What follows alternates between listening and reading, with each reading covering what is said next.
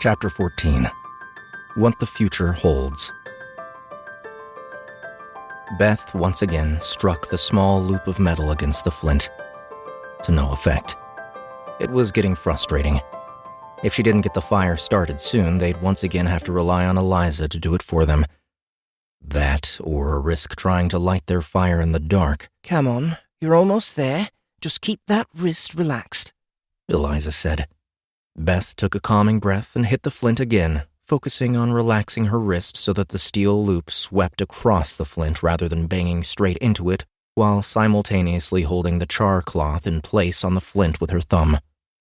A tiny red dot appeared on the char cloth, and Beth was about to try again when Eliza grabbed her arm. No, honey. You got it," she said. "Really?" Beth said. "But there's no—" "Yes. Now be gentle. Give it a little air."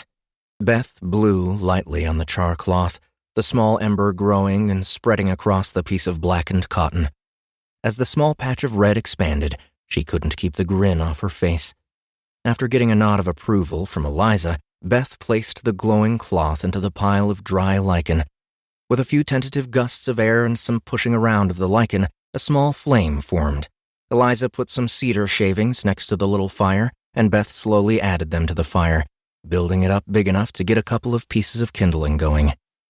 As soon as the kindling caught, a notification flew into being and tucked itself into Beth's tome. New survival skill learned. Campcraft. Skill level 1. Tier 0. "You have discovered how to create fire! And to think, all it took was a starter kit and 2 days of dedicated instruction from a master forester with a 4 times multiplier to teaching. Good for you." 50 XP earned. "I did it!" Beth shouted. "Great job, girl," Eliza said. "You keep on tending that thing. If you can get it burning properly, you'll get your campcraft skill up to level 2, and if you extinguish it fully when we're done, you'll pick up level 3. Once you and Peter are both there, I can teach you some of the other elements of building a proper camp." That was great to hear. Eliza had been teaching them some handy survival skills, and her renown had been bumped up to level 6 when she finally got her hiking skill to 11 during a particularly tricky crossing of a rocky slope. "Are all the skills that way?" Beth asked. "With hidden requirements for advancement?" "To some degree, but the requirements generally make sense," Eliza said. "It would be ridiculous to have a person with hobbyist tier campcraft who couldn't start a fire, right? Or a swordsman who couldn't hold a sword properly. There's no amount of swinging a weapon that will get you the requisite skill if you never learn how to hold the thing properly, whether that be by chance or by instruction." Beth resumed coaxing life into the fire. It collapsed somewhat and stifled a little bit of its growth, but the kindling was dry and continued to burn regardless. She was so focused on the fire that she was startled when Peter spoke. How would one go about doing that? He said to Eliza. "Doing what?" Eliza said. Learning how to use a sword. Beth looked at her husband. Her lips pursed. "You want to learn a weapon?" Eliza said, eyeing him curiously. "You're a big lad, but aren't you more of the bookish type?" Peter glanced at Beth, then back at Eliza. The more I learn about this place, the more I think it would be a good idea. "Peter," Beth said. Come on, hon. This place is a lot harsher than what we're used to. Everything we know, everything we're good at, has been set to 0. We're like babes in the woods. Only here, there are literal monsters in those woods. "You're being melodramatic. We spent 2 days on our own before Eliza showed up." Eliza snorted. "Kiddo, the only reason you're still alive is because I was keeping an eye on you. I'm surprised you didn't wake up just from the sound of arrows flying overhead." Peter gestured to Eliza. See what I mean? Look at the skills we've been getting. Do you think there's one for understanding government policy and using it to maximize return on crop investments? Because that's what I'm best at. What kind of relevance does that have in a place like Arenia? Eliza cocked her head. "Can you do that? If so, there's good money to be made." Really? Peter said. "Sure. But then you have to work for one of the families," she said, spitting on the ground as though ridding herself of the word's taste. "The families?" Beth asked. Eliza grimaced. Yes, but you don't want to work for the families if you can avoid it, trust me. There aren't many ways to avoid them for the average folk, but one of the very few is to learn your way around a weapon. It can end up as pretty gruesome work, but at least you'd have your morality intact. How is killing people more moral than a desk job?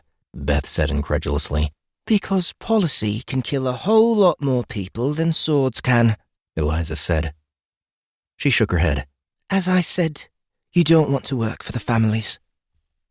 Beth shook her head and tossed another piece of kindling on the fire. The whole idea was sobering. Sure, she knew how the world worked in games like the ones her kids played. She didn't grow up under a rock. She understood that Dungeons and Dragons and games like it presented violence and death as a commonplace occurrence. But she hadn't yet processed that this world might require them to adopt the same kind of mindset. Sure, someone like Angela was probably ecstatic at the prospect of magic and adventure, and her love of nature probably made this a dreamland. But what choices would the rest of them be forced to make? What would this world turn them into? Who would they have to become to survive? I don't know, Beth said. Aren't there other ways? Sure, Eliza said. But then you need to be a mage or a criminal, or a blacksmith. But it's illegal to become an apprentice after the age of 9, so that's not happening. A mage?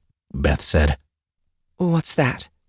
Magic user, wizards, sorcerers, mancers of various types. Eliza got a considering look. What are your intelligence scores? 17? 18 for me. Eliza looked like she'd just bitten into a lime. Bah. Nope, that's not going to happen. Those aren't good scores? On the low side, but still within the average for someone your age. Nowhere close to what you'd need for the Mages' College, though. A couple of folks like you with no political connections, you need at least a 32 for intelligence.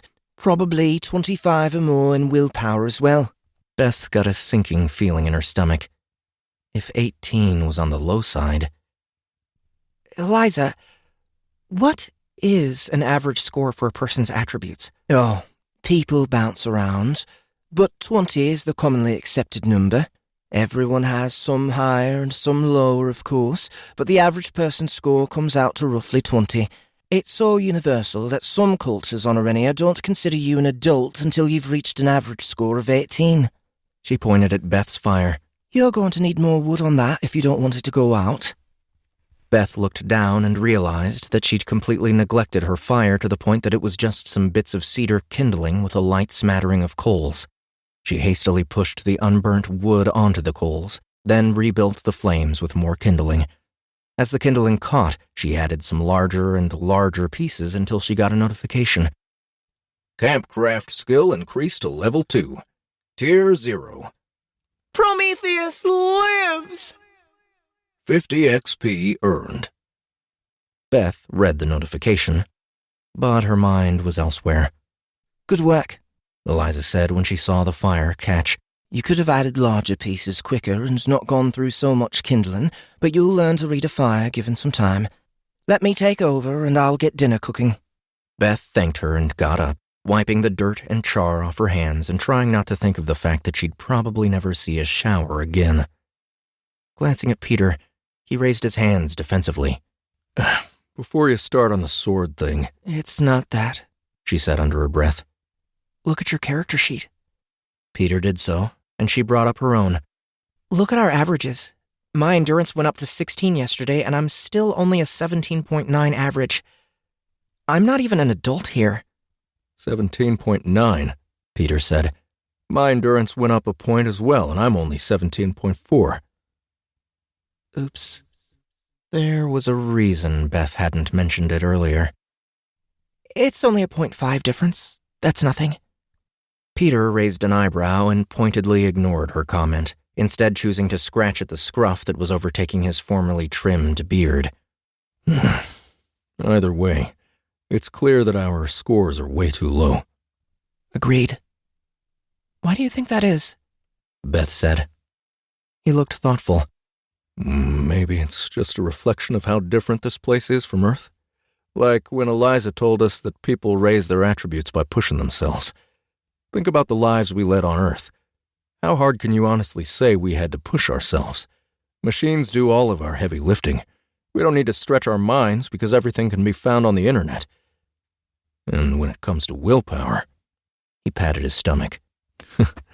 hell, 2 of my best attributes are strength and luck, and my strength probably hasn't moved since I played football in high school. I knew I should have listened when Kathy tried to get me into power yoga. My strength is only 14. Blah. Exactly. We're way behind the curve here. There are new rules we need to play by if we want the family to survive. It doesn't mean we need to be vicious people, but we have to be prepared in case people inflict viciousness on us. Or the kids. Not Jack, though. He's probably killed 7 people since we got here. Peter! Sorry, Peter said. Just trying to inject some levity. Although if your grandfather wasn't so old, he'd probably be the best equipped of all of us to handle this. There was some truth to that, Beth had to admit. But still. I've been a social worker, Peter. Bringing violence into the home is never a good idea, no matter the reasons. We're not bringing violence into the home. Did your grandfather do that after the war? Grandpa Jack was forced into the army and then left it all behind once the war ended. No, Jack volunteered for the army. Big difference. Plus, he took up judo when he got back. A couple decades of that didn't make him a violent man. Beth grimaced. It was a fair point, but she couldn't shake the feeling that her grandfather was the exception, not the rule. Leaning into her husband, Beth placed her head on his chest. He put his arm around her as they stared at the fire, lost in thought. I don't want to lose sight of who we are. We won't. We'll be the same people we've always been. Eliza smiled at them, gesturing towards Peter with a piece of wood. He's right, you know. In Arenia, you are your class, and your class is based on who you truly are. Just be true to yourself and trust that your tone will offer a class that reflects that. The words were meant to be reassuring. Too bad Eliza didn't realize they were exactly what Beth was afraid of. Chapter 15. The Chiandier. When Jack awoke on the 3rd morning of his journey with the Chiandier, the war party's mood had picked up noticeably. Chances were, most folks from Earth wouldn't have noticed, Chiandier body language being what it was, but Jack could feel it in the air. It was like during the war, when you broke camp before heading away from the front. It was all the same chores, but everyone was so damn happy that it bled into the air. As the war party got close to their destination, Jack marveled at the trees that surrounded them. When he had arrived on Arenia, the forest was mostly just pine with a few spruce mixed in near the water. Not all that different from what he'd experienced on trips up to San Bernardino or San Jacinto. After a couple days hiking, though, it started raining on the regular, and those trees had gotten bigger, shifting to cedars and hemlocks. Trees more suited to the damp environment. Now, the forest was composed of trees whose size Jack could barely comprehend. Solid and towering, like giant sequoias or California redwoods, but with a thicker branch structure that twined together in the canopy, each tree lending strength to its neighbor. It was more like a single massive organism than a collection of individual plants. They were like nothing Jack had ever seen. I take it we're close, Jack said to Canis, who marched beside Jack at the head of the party. Jack hadn't been bound during the journey, so it felt more like he was a part of the group rather than the prisoner he knew himself to be.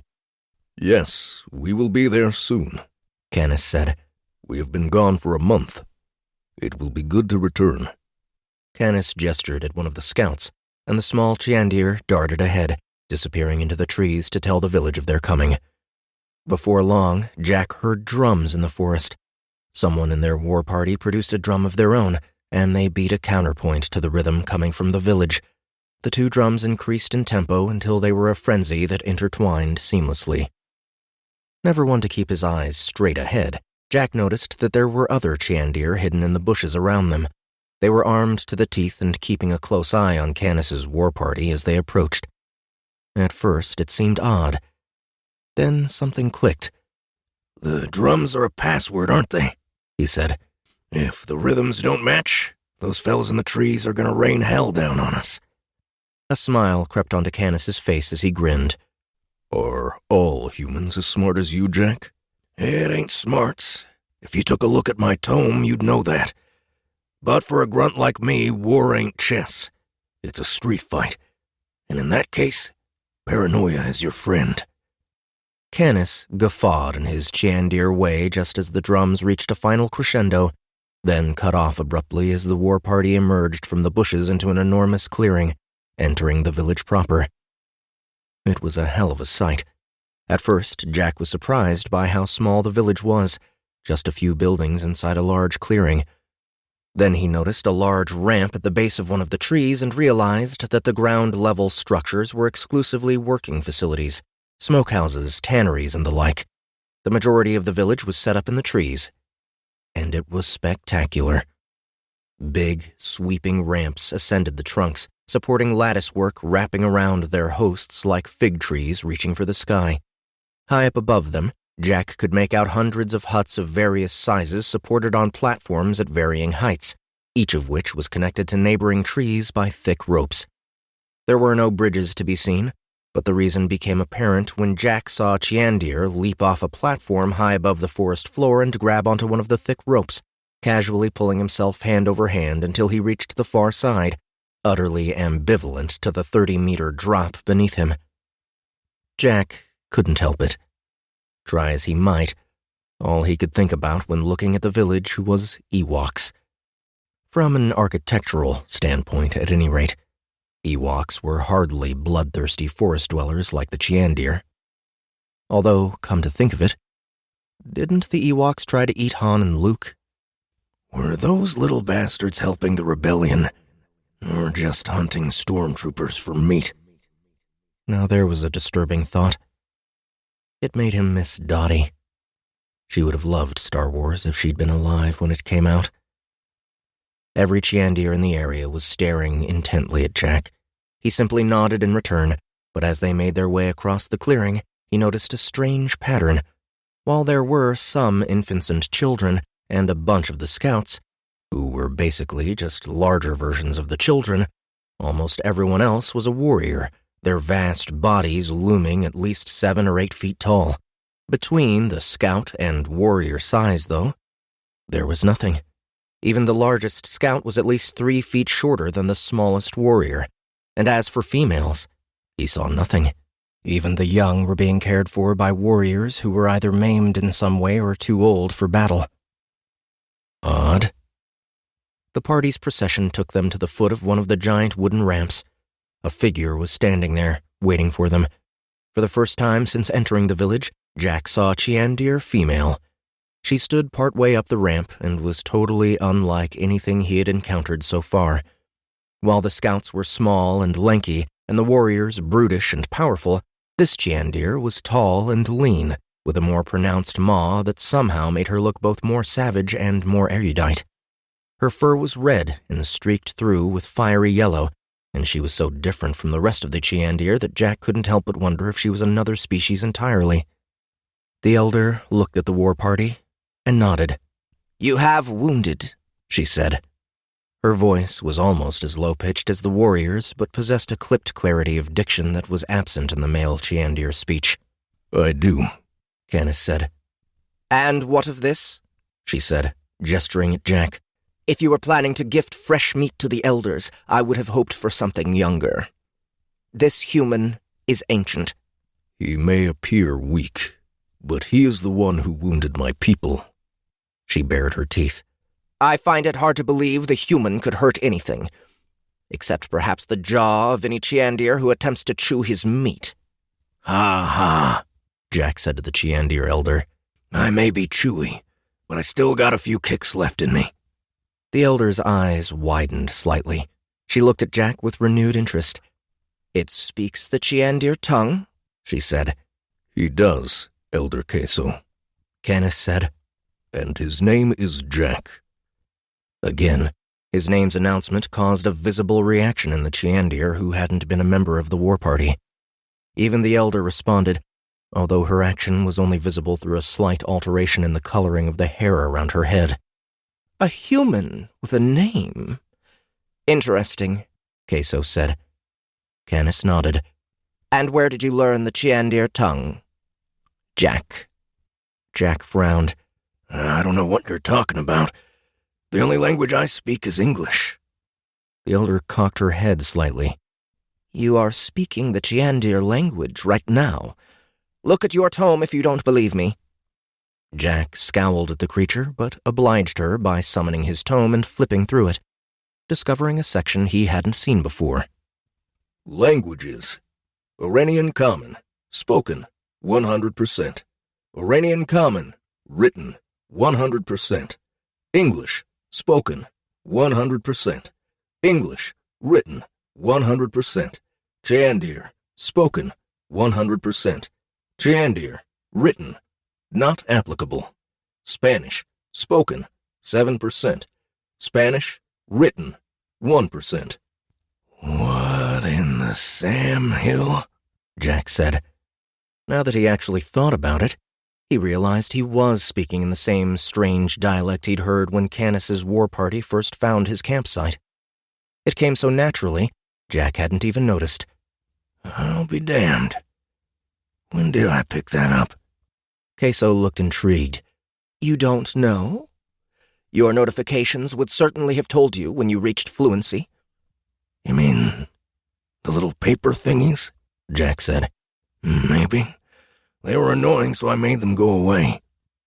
The elder's eyes widened. You made your... Never mind. For now, look at your backlog. Jack shrugged and opened the old diary again. The section with the unread notifications was so thick that he just skipped to the end and searched backwards until he found the one he was looking for. Language learning complete. Chiandier. Spoken. 100%. By witnessing the death of the Chiandier Herricks according to the customs of his people, you have learned the Chiandier language. There she blows, Jack said, still looking down at his tome. It says I learned it because I saw that Herrick's character get killed, according to the customs of his people.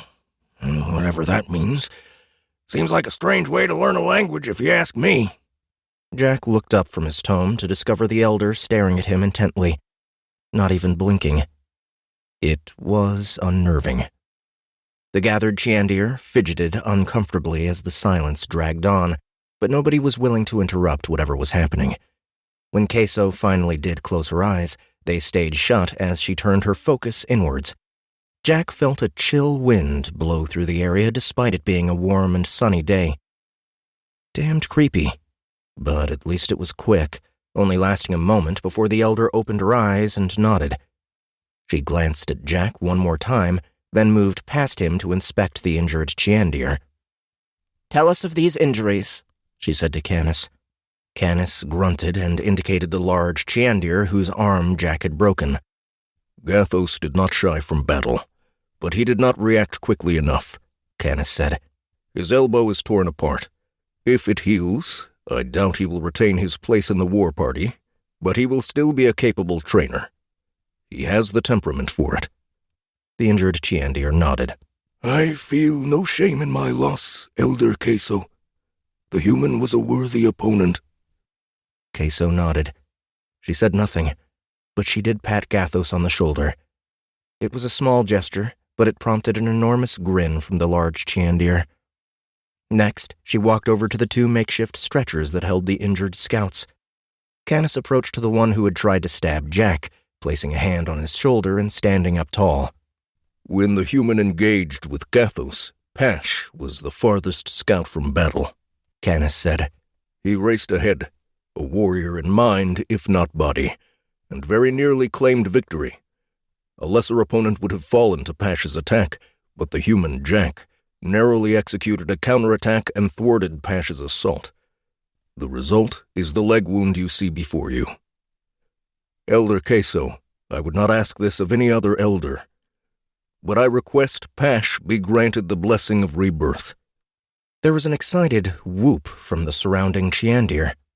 Jack didn't know the meaning of Canis's words, but based on the lack of enthusiasm from Queso and the severe look she gave Canis, Jack speculated that there was a layer to the moment he didn't appreciate. Turning toward the injured Chiandir, Queso rested a hand on Pash's sweating forehead and closed her eyes. A tense look of concern passed over her face. Removing her hand from Pash's face, she opened her eyes and shifted her attention to the bandage covering the scout's leg. She unwrapped the field dressing with great care, but when the last of the bandage gave way, she reared back from a smell, as did everyone else nearby. Jack knew all too well what that smell meant, and from the looks of the Chiandir, so did they. Pash's upper thigh was black and weeping around the 2 knife wounds, the flesh already decaying from the sepsis that had set in. During the war, they would have cut off a limb if it started to go sour like that, but Pash's injury was pretty high up the leg. Any attempt at amputation stood a good chance of killing the guy as soon as they got to the femoral artery. Still, at least Pash would have had a chance. They had left it too long, though, and now there was little hope of survival for the Chiandir scout. Shaking his head, Jack turned his attention back to the elder, who appeared caught in a moment of indecision. You overstep yourself, war leader, and put me in an awkward position, Queso said. The granting of a rebirth is a decision for the elders alone. Canis dipped his head. My apologies, Elder Queso. Surprisingly, he did look genuinely chagrined. However, she said, causing Canis to perk up as she glanced at the festering wound. I understand your logic. Scout Pash may attempt the rebirth. The whooping erupted anew, with many of the Chiandir pounding on their chests and congratulating Pash. Pash himself looked slightly shocked. Jack suspected this wasn't an outcome he had even considered. When the shouting died, Queso moved to the other scout, the one who had pushed Jack out of the tree. He was huddled on his stretcher, avoiding eye contact with the elder. And what happened to this one? She said. He got hurt, Canis said, growling at the scout. The lack of elaboration on his injury clearly had some deeper meaning, and the Chiandir nearby took an unconscious shuffle backwards, even the ones who weren't in the party. Queso emitted a slow series of low chucks from deep in her throat, an ominous sound if Jack ever heard one. I see, she said, glowering at the wounded scout. And Herrick's? A failed challenge. His body feeds the forest. As is right, she said. Then she chuffed and bared her teeth at Canis in a Chiandir smile. I will admit that I am not ready to see you join our ranks. Your work as a war leader is valued. He returned her baring of teeth and nodded deeply in respect. Queso clapped her hands to signify the end of proceedings, causing the gathered Chiandir to disperse. Some of the scouts came to Queso and spoke with her quietly before they left, something she acknowledged with silent gestures, if not words. None of the warriors did, though, for reasons that were beyond Jack. When no more scouts were waiting to speak with her, Queso turned to Canis. The human will need to be placed under someone's care. He will stay with me, Canis said. She nodded in approval. Good. I will speak to the other elders.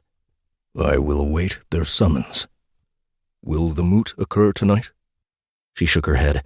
No. There is more to this human than you realize, and much to discuss before you will be needed. Canis seemed confused by her statement, but bared his teeth in acknowledgement before parting ways, Queso heading up the ramp, while Canis led Jack to a different tree on the far side of the clearing. Jack glanced at Queso as they walked across the clearing, not at all surprised to see she had stopped and was staring at him from part way up the tree. Did she know he came from Earth? It was possible. Hell, anything was possible on this planet. For all he knew, she had a magic spell that would tell her the color of his underwear. Jack and Canis reached the ramp on the other tree, and Canis led Jack high into the canopy, more than 50 meters by Jack's guess. Which wasn't to say that that was where the village started. In fact, they had begun passing occupied platforms when they were less than half that height, but those homes were apparently reserved for the scouts. Every warrior they saw on those levels seemed to be simply passing through on their way to someplace else. Eventually, Canis stopped climbing and walked to the platform's edge, grabbing onto a thick rope that extended nearly 20 meters horizontally to an adjacent tree. Canis clearly meant for them to transit across the rope bridge, but hesitated at the last moment, looking Jack up and down. "I had not considered getting you across," he said. "Perhaps I could carry you on my belly in the manner we carry our young." Like hell you will, Jack snapped, shoving past Canis. He grabbed the rope and swung his legs up, wrapping them around the rope so that his head pointed towards the far platform. Then he hauled himself across the gap. Most folks would probably be more scared, given the enormity of the nothing beneath him, but it wasn't like that would make the task easier. Hell, most of doing a rope transit was nerves anyway. It wasn't technically challenging, so it didn't take him long to make his way to the other side. Once there, he dropped onto the platform and awaited Canis's arrival. The Chiandir war leader crossed the gap much quicker than Jack had. Not surprising, considering he swung hand over hand and had at least a 4-meter wingspan, and landed in front of Jack with a toothy grin. "You are full of surprises, Jack," Canis said. "I had expected a human to be afraid of a fall from heights such as these." only a fool's afraid of falling. Now hitting the ground, that's the thing to worry about. Canis let out a howling laugh that echoed through the treetops. He gave Jack a companionable slap on the back, forcing him to grab onto the rope to avoid being hurled headfirst into the tree trunk. "Condition: broken rib, resisted. Well-aged. Stumble, resisted. Well-aged." "Come," Canis said. "My home is this way." Jack followed Canis, his mind on the notification that had popped up when Canis hit him. It was similar to when Herrix attacked him in the clearing, and Jack made a mental note to look into it when he found a moment alone. One look at Canis's house made Jack question if that moment would ever come. "This is where you live?" Jack said. The hut was shockingly small, its footprint barely larger than a camper van, with a single sleeping mat lying on the floor. The only other thing in the room was a large wooden dummy whose purpose became evident when Canis started stripping off his weapons and armor and mounting them on the dummy for storage. "Of course," Canis said. "We take our meals together, train together, work together. The only purpose of a home is to sleep. So why would I need more?" "But you're a war leader," Jack said. "Don't you have a family?" Canis burst out laughing as though Jack had said the funniest thing in the world. I ain't in on the joke," Jack grumbled. Canis shook his head, still chuffing in delight. "I had forgotten how strange some of the other species are, living in little breeding groups instead of as a tribe. We are not like you humans." "Fine. So you're a bunch of commies. That's all you had to say." "No. We are not simply commies, whatever that is," Canis said. "You humans, you are born, get large, then die. You do not live as one with your community. We are better. We are born as males and get cared for by the old warriors. By our 4th year, we are fully grown scouts, ready to join the hunt. Upon our 10th year, or earlier if an elder allows it, as with Pash, we undergo the rebirth, where the body goes to sleep and tears itself apart. Not all survive, but if you do, you emerge as a warrior." He thumped his chest in emphasis. "For most, they will never undergo another rebirth. It is only those who become war leaders, who lead the war parties and mate with the elders, that will attempt the rebirth again. That happens when we are deposed, as Herrix tried to do. Had Herrix succeeded, the party would have returned to the village and I would have undergone a second rebirth, emerging as an elder, a female ready to lead the tribe. In this way, only our strongest and smartest mate and continue the tribe forward."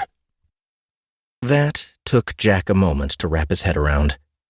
So you're saying that at some point you deposed your old war leader, he turned into a lady, and now you could conceivably mate with him? Or her, I guess, he said. And I have. Many times, Canis said, chuffing. Why would I not? She was the strongest of our war leaders, and as an elder, she has some of the highest intelligence and wisdom. Why would I not want the best for my offspring? Besides, we have a bond, her and I, just as I would have had a bond with Herix. But Herix was not worthy of that bond, so now he is meat in the belly of scavengers. If you say so, Jack said. Can't say I understand it, but to each their own. Canis bared his teeth at Jack. Do not underestimate that bond, Jack. Even now, my former war leader argues in favor of your life, and she does so because it was I who brought you in, and not another war leader. The time of my protection over you is done. Now, your life is in Queso's hands.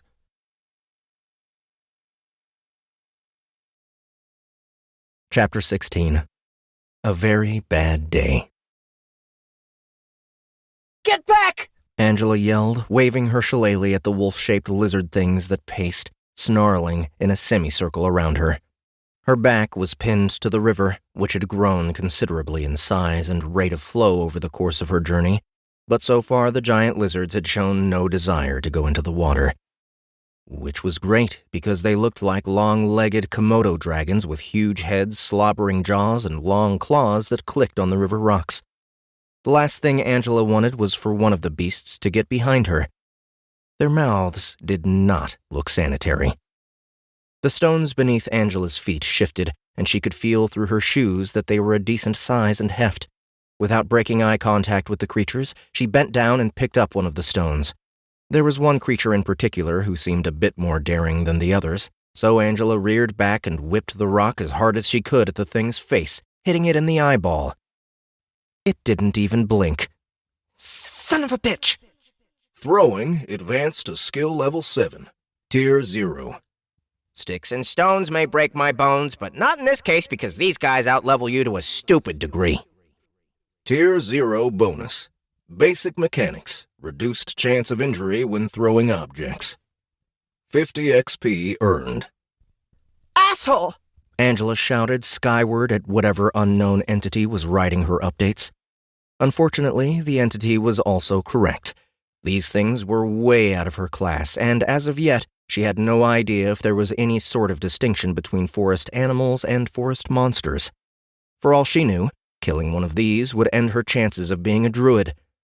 Living in the forest, tending to the animals, like the ones that were currently trying to eat her. Oh, joy. Angela glanced over her shoulder at the river. Not for the first time, she considered jumping in. As soon as her eyes moved to the river, the creature she had hit with the rock lunged forward. Angela caught sight of the motion in her peripheral vision and reacted on instinct, swinging her makeshift shillelagh and smacking it on the nose. The weapon promptly snapped in two, leaving Angela holding a foot-long chunk of wood and no other weapon to protect herself. The lizards seemed to recognize this as well and advanced upon her en masse. Screw it! Later, guys! Angela turned and sprinted towards the river. Despite the water only being a few meters away, she still wasn't fast enough to avoid a claw slicing through her shirt and rending big lines down her back. Fortunately, that was all the damage they managed to inflict before she hurled herself into the waters, only steps ahead of the pursuing pack. New survival skill learned. Running for your life. Skill level 1, tier 0. Yeesh. First your brother and now you? What's your family crest, a terrified peasant on a field of yellow? 50 XP earned. The moment Angela hit the water, her breath was stolen away by the intense cold of the mountain-fed stream. At first, she was concerned that she hadn't gotten far enough away from the lizards before jumping in, but the current wasted no time in grabbing onto her, yanking her downriver and away from the creatures. The water flow wasn't so quick that Angela had trouble keeping her head above the surface, And if she'd wanted to, she probably could have found a way to tread water and heal the rents in her back. She knew she was bleeding pretty badly, even if the water was numbing the pain. She was also being pulled downstream towards unknown conditions, though. There was a good chance she would take a few more knocks before she got back to the shore, so she decided to hold off and see how things progressed. It wasn't too long before the river narrowed and began picking up pace, and Angela realized that her window to get out on the far side was closing. While the flow was faster than she would have liked, she was confident in her own ability, orienting herself toward the opposite shore and pulling herself through the water in smooth, practiced strokes. New survival skill learned. Swimming. Skill level 32. Tier 3. Boy, you've gotten yourself into a real... Wait, what? You're a journeyman tier swimmer? God damn it, Carl! Ugh. You have no idea what a pain in the ass this is going to be. Tier 1 bonus. Increased stroke efficiency. Scales with dexterity. Tier 2 bonus. Can interact with people and objects in the water with increased ease. Scales with strength. Tier 3 bonus. Unlocks the freediver trait. Since this skill predates your arrival in Arenia, it has been set at a level commensurate with the practical ability you already possess. Now, if you'll excuse me, I get to sit in a 7-hour meeting because you practically have flippers. 9,450 XP earned. Cumulative. New trait acquired. Freediver. As a result of extensive experience in and under water, your body now holds oxygen at a maximal level for your species. Requirements. Journeyman tier and the swimming skill. Must belong to a non-aquatic species. 5 minutes of uninterrupted access to air required to fully recover after a dive. Scales with duration of previous dive. Benefit? Human. You can now hold your breath for up to 30 minutes. Suck it, you bastard! Angela shouted above the din of the water. Lifeguarding for drinking money is the best! Renown level up. Level 4 achieved. Renown level up. Level 5 achieved. Renown level up. Renown level up. Renown level up. Level 8 achieved. XP 10,825. XP to next renown 2,775. And 5 new levels of renown! Angela's celebration was cut off as she hit a submerged rock and was pulled underwater. After a moment's disorientation, she was able to get back to the surface, but the rate of flow in the river had accelerated considerably while she was recovering. Now she was torn between swimming for shore or letting the water carry her for a while to see if it slowed down. The last thing she wanted to do was tire herself out, but if the water turned into rapids, she would be in real trouble. The river vanished out from beneath Angela as she shot into midair, a half-dozen meters above the water and plummeting fast. Shit! She screamed, her cry cut off as she plunged into the aerated water at the base of the waterfall. After a few powerful kicks, she was able to make her way back to the surface, only to once again be tossed out into nothing. God damn it! She shouted as her body plummeted from even higher, only remembering at the last second her great-grandpa's lesson to exhale before impact to prevent getting the wind knocked out of her. Gasping for air while underwater wasn't precisely a good survival strategy. Once again, Angela swam back to the surface. She allowed herself to hope that the worst of it was over, but no sooner had she stabilized herself than she saw a disturbing lack of river ahead of her. No, Angela said as she frantically looked around for any possible way to stop herself from going over. Which there wasn't, because this world sucked. Angela sluiced off the lip of the final waterfall. This time she wasn't caught by surprise, which wasn't necessarily a good thing. If she had been surprised, maybe she wouldn't have noticed that this time the waterfall poured into a large lake. A lake so far below her that it should have been enjoyed via drone footage, not first-hand experience. Angela screamed as she plummeted through the air.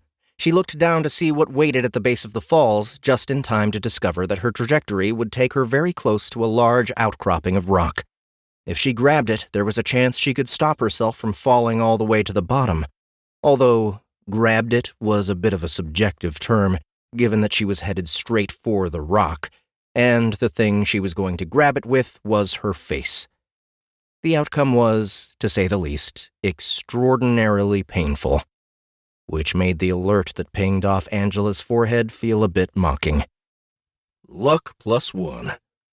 You have no idea how much I was hoping you'd just glance off that thing and go cartwheeling into the ether. Everything hurt. Angela moaned. She was lying on the polished black stone of the outcropping, the roar of water drowning her out from all sides. She was not in good shape. Like, really not good shape. It wasn't just the pain, which was ample, or the blood, which was plentiful. No, if she had to narrow it down to one thing that summed up her current condition, it would be the fact that her left foot was currently both underneath her and touching her right elbow. At least she thought it was her left foot. She couldn't feel the other one at all. Hopefully it was still attached. She also couldn't reach the mistletoe in her belt pouch, so this heel was going to suck. Using her own blood to draw the rune on herself, kind of her signature move at this point, Angela gathered the energy from around her, pulling it into her through the rune, and brought it together into one burst of healing energy. Fuck me, that hurt! Then she threw up for a solid quarter of an hour. When Angela finally managed to compose herself, her first order of business was to do an inventory and make sure all body parts were accounted for. They were, and surprisingly, so was her belt pouch, the contents remaining safely stowed away. How she managed to not land on it was a mystery for another day. With that taken care of, Angela pushed herself to her feet and surveyed her surroundings.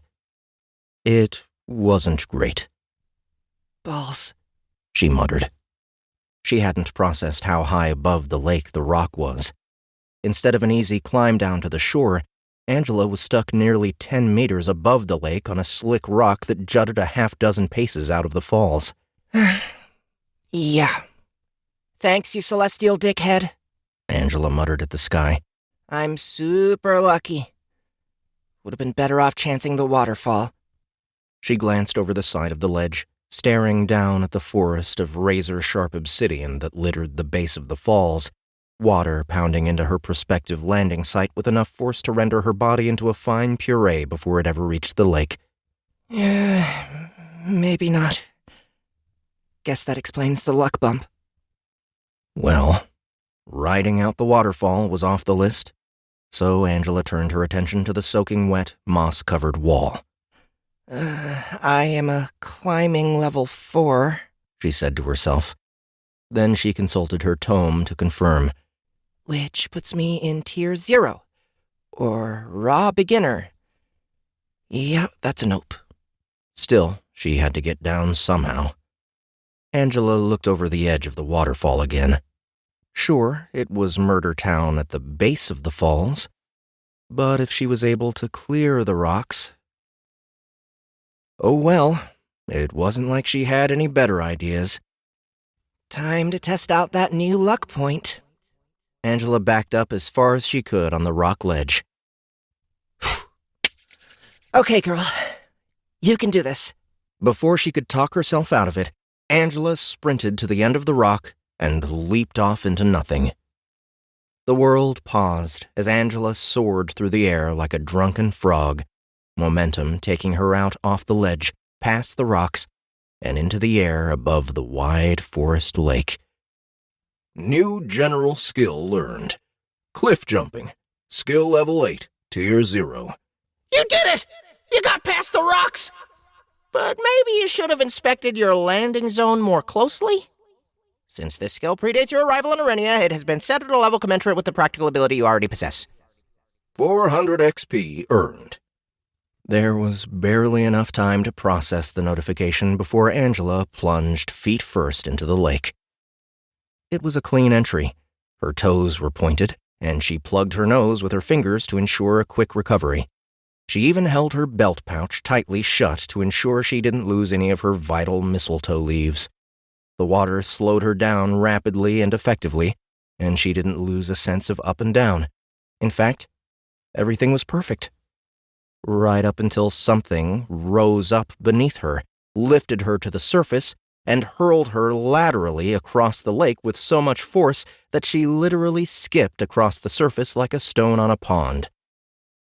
It wasn't as fun as it sounds. When Angela finally ran out of momentum, she tumbled back beneath the water for a moment before kicking her way to the surface and spinning around, desperately trying to find out what the hell had just tossed her across a freaking lake. Nothing. No sign whatsoever. Which was terrifying. Spinning onto her stomach, Angela oriented herself towards shore and swam faster than she'd swum in her entire life. Faster than was reasonable, come to think of it. Why was she moving so quickly? Then it dawned on her. Growing up in California, only a half-hour drive from the beach meant that Angela had done her fair share of body surfing. She knew what it felt like to slide down the edge of a wave. And this was the exact same feeling. Shit! She swore as she rolled onto her back to try and see what was behind her, only to continue her momentum unabated. She flailed around in an attempt to free herself from the wave, only to get tossed backwards into the water. Shaking her hair out of her eyes, Angela got her vision clear just in time to witness a Prius-sized head rising out of the water to stare at her, dripping water and algae. The head had an almost dragon-like appearance, if a dragon had bred with a catfish. There were no ears, and enormous barbels hung from both the top and bottom on either side of its mouth. The mouth itself was more eel-like, long and filled with sharp teeth. But unlike an eel or a catfish, the eyes were front-set and staring straight at her with predatory calm. The body of the creature, where she could see it, was enormously long and serpent-like, with plate-like scales that looked as though they could stop a bullet, and a dorsal ridge that stuck up in a repeating pattern that started at the back of the creature's neck and continued down its serpent-like body. Angela stared in awe, taking in every detail as she tried to work out just what the hell the thing was. Druid ability unlocked. A pebble appeared, skipped off the water, and pinged Angela in the forehead, causing information to flood into her brain. Druid lore. Level 42 Ogopogo. A member of the serpent family, Ogopogo are descendants of the great ocean serpents who became landlocked following the last ice age. Ogopogo rarely reproduce, but when they do, it is by asexually budding off an egg that subsequently hatches into the much smaller, more intelligent humanoid stage of the species, collectively known as Ogpoi. Unlike Ogopogo, Ogpoi are either male or female. They live only briefly in their natal lake before departing on land to find an Ogpoi of the opposite gender, a search which may take decades. During that time, Ogpoi will level up many times over and can sometimes be found in settlements of other species. Once an Ogpoi finds a mate, however, the pair will immediately seek out an appropriate lake in which to bond. When this happens, the Ogpoi's levels are averaged, and they lose their individual minds, becoming an Ogopogo. This process strips them of their advanced intelligence, and they revert to the animalistic, extremely territorial form that they will maintain for the remainder of their lives, which can last for centuries. Encounter advice. Ogopogo, while rare, are extremely dangerous and should be avoided at all costs. Under no circumstances approach a lake where an Ogopogo has taken up residence. Druid lore. Huh. Sweet ability. Too bad she was gonna die. Hey! Angela said in her best, good doggy voice. The Ogopogo huffed, blasting what was hopefully just water at Angela from its nostrils. She wiped the liquid off her face, only then realizing that the creature's body had wholly encircled her, its sinuous waves rippling as they rose and dipped around her in an undulating, hypnotic manner. Yeah, so, funny story. See, I fell off that cliff, totally by accident, and happened to land here. Now, I know what you're thinking. Hey, that lady looks like a tasty snack. You're totally wrong, though. I really don't take care of my body. It's probably all kinds of nasty, and I'm sure you'll— Shit! The Ogopogo lunged at Angela, but she was prepared for the attack and immediately enacted her super high probability of success plan of escape, which essentially boiled down to grabbing onto the undulating body of the Ogopogo and hoping like hell those shifting coils towed her out of the danger zone. No sooner had Angela's hand closed around one of the creature's mini dorsal fins than she was jerked laterally through the water, practically dislocating her shoulder in the process. Much to her surprise, the sudden movement actually did pull her out of range of the Ogopogo's snapping jaws. However, she was willing to concede that her main reason for success was the creature's reluctance to risk biting itself. But hey, little victories, right? That said, Angela still needed to find a plan that was less about delaying and more about surviving, because at the moment, the only plan she could come up with consisted of staying alive until the Ogopogo spontaneously died of a heart attack brought on by a diet consisting of too much red meat, followed by Angela picking up around 40 luck points.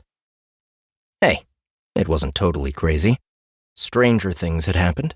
After all, just a few days ago, Angela was organizing a protest against industrial pollution in freshwater streams. Smash cut to today, where she would gladly dump a barrel of cyanide into this lake if it saved her ass. As the Ogopogo continued to contort itself in an attempt to get a clean bite on Angela, she started hauling herself hand over hand up the Ogopogo's back, moving from one dorsal fin to another. Not that she had a plan, per se, but it really seemed like she should be doing something more than merely hanging on for dear life. So off she went, climbing from fin to fin. Periodically, the creature would get into a decent position to snap at Angela. When that happened, she would simply let go and drop to a lower fin, the sudden change in movement throwing the Ogopogo off its attack. It wasn't the most complex of maneuvers, but it seemed to be working. Of course, the Ogopogo hadn't become an apex predator without a few tricks of its own, and it put one of them on display by simply diving beneath the water in a single powerful undulation. The sudden movement was so powerful that Angela had no hope of holding on.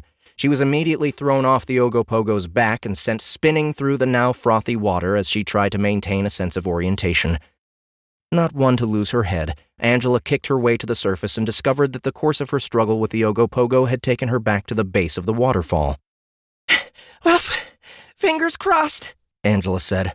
With no other options available to her, she switched to a front crawl and swam through the rocks on the periphery of the waterfall itself, her strokes taking her behind the curtain of water on the off chance she could find some place to take refuge against the rock face.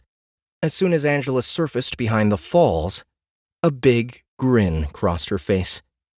There, behind the waterfall, was a rock wall and ledge, the obsidian smooth and polished in stark counterpoint to the rocks at the base of the falls. But it wasn't the ledge that excited Angela. It was the large, semi-transparent egg that made the ledge its home. There was only one, a little over a meter tall and standing vertically upright. But it was definitely an egg. If Angela had to guess, the moisture of the waterfall was serving to keep it damp. Given the ledge's lack of accessibility by any means other than through the water, there was no question who the egg belonged to.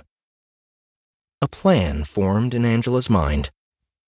Hauling herself up on the ledge, Angela darted behind the egg and dumped the contents of her belt pouch into her right hand as she waited for the Ogopogo to arrive. As it turned out, she didn't have to wait long. The Ogopogo arrived in a great plume of water, its predatory eyes quickly scanning the area.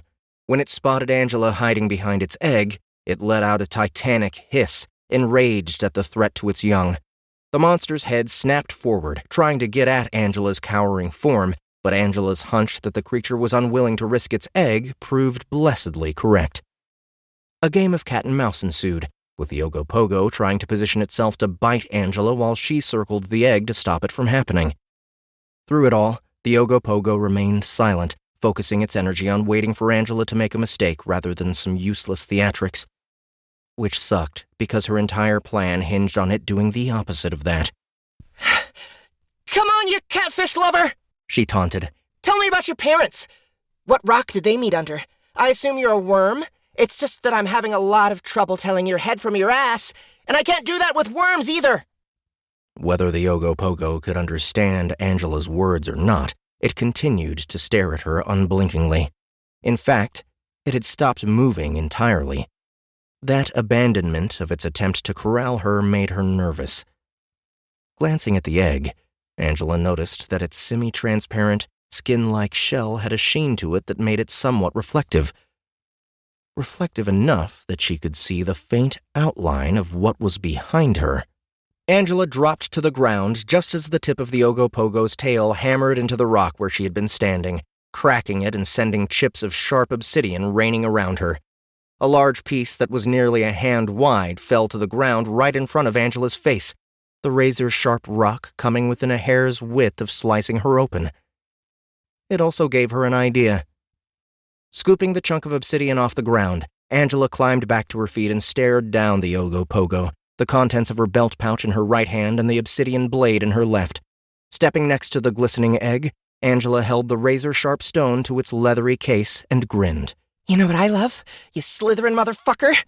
Birthdays! Birthdays sure are fun. What do you think? Should we have our birthday party today? The creature glared at her but didn't back off. She shrugged. Suit yourself. Angela put the sharp edge of the rock against the eggshell, but the moment it contacted the egg, the Ogopogo thrust its head forward and roared in titanic fury at the threat to its offspring. Just as Angela had hoped. The moment the creature opened its mouth, Angela tossed the contents of her belt pouch into the open jaws, the small objects hitting the back of the creature's throat and causing it to involuntarily snap its mouth shut, swallowing the contents in an involuntary gulp. Oh yeah, that was awesome! Can you believe that worked? Angela shouted, grinning maniacally and giving a fist pump. The Ogopogo looked at her in a state of semi-confusion. Oh, I forgot. You must be wondering what's going on. 'Kay, here's the deal. You're a big boy, right? Hell of a lot bigger than me. But I am, believe it or not, pretty good at estimating weight. Just one of those things. I figure you're probably, 5,000 kilograms? Maybe 6,000? That would make you, say, 100 times my size? But that shouldn't be a problem because... Wait for it. Here it comes.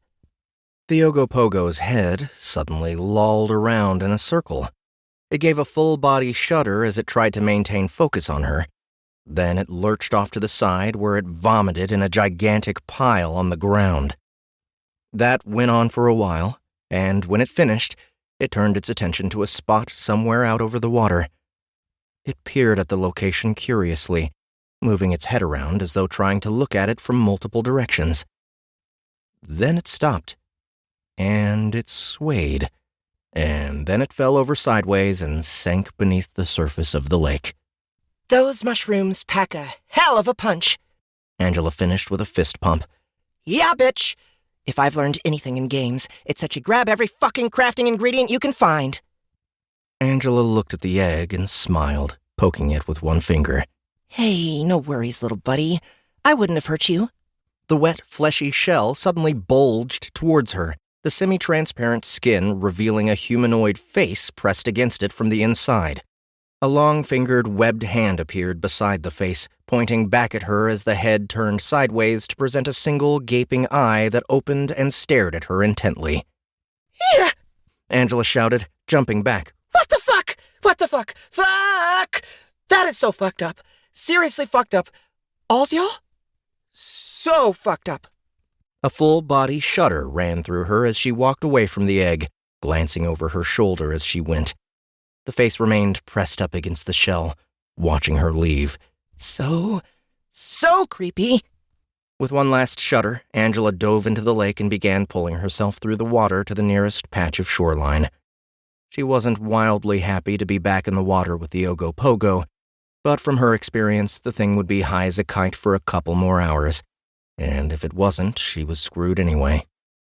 Fortunately, she was able to make the trip without any surprises or impromptu fights to the death, which was a nice change.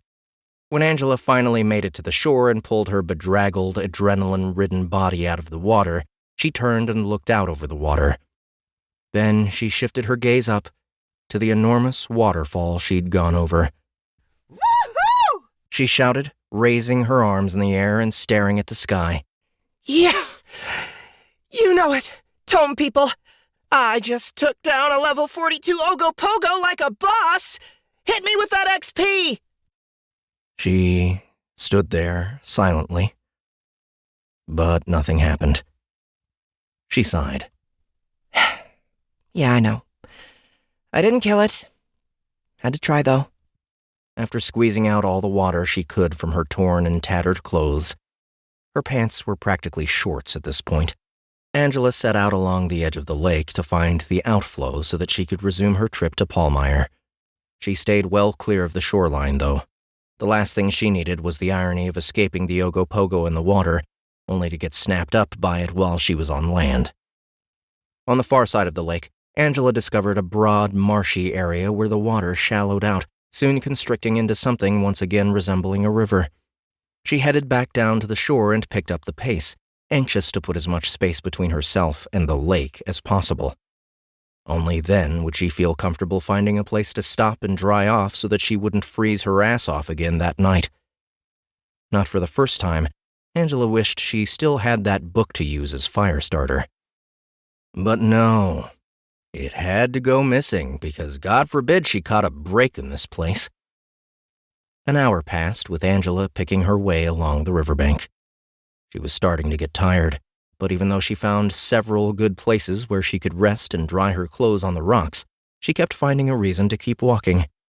There was always a rogue sound, or no place to sit that was perfectly flat, or a dark patch of trees. Always something she could use as an excuse to keep moving. Eventually, Angela was forced to admit the truth. She was stalling.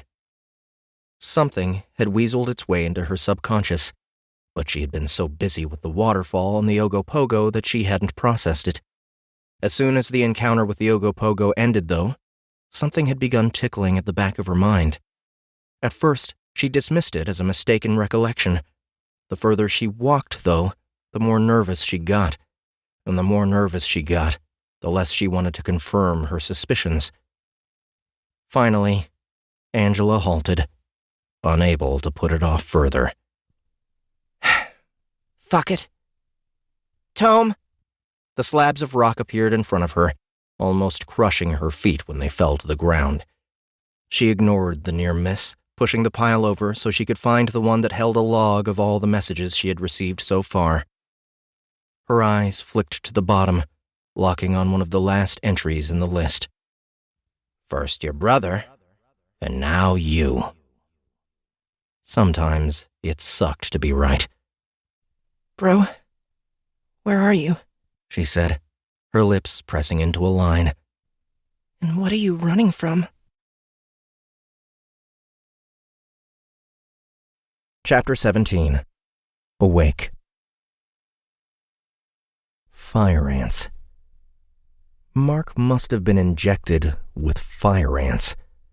Not just their venom, but the actual ants themselves. Either that or sulfuric acid. Was that sufficiently low-tech to work in this world? If so, that could definitely be what was coursing through his veins, because it felt like they were burning from the inside out. At least the rain was cool. He could tell because he was no longer underground, somehow sent back to the surface where he was now lying on his back, raindrops smacking him in the face despite the piece of paper hovering insistently in front of him. Too disoriented to read, Mark waved the paper aside, only to have it swoop back in front of him. He tried again to wave it away, but again it flitted into his vision. Now, completely annoyed, Mark grabbed the paper out of midair and crumpled it in his fist, revealing a gray sky so dreary that it practically sucked the colors out of the surrounding forest. Forest? Mark bolted up and looked around in shock. The solid wall of fog loomed only 5 meters away, but against all reason, he had somehow been deposited outside of it. Or had he? The ground he was lying on was the same kind of scorched earth that was everywhere inside that cursed place. There were even some old weapons scattered nearby, making it feel more like he had been moved to the very edge of the fog, and then it had receded, leaving him outside its boundaries. The moment Mark's mind closed on that idea, he scrambled to his feet and grabbed his staff from the ground, sprinting away from the gray mists as fast as his feet would carry him.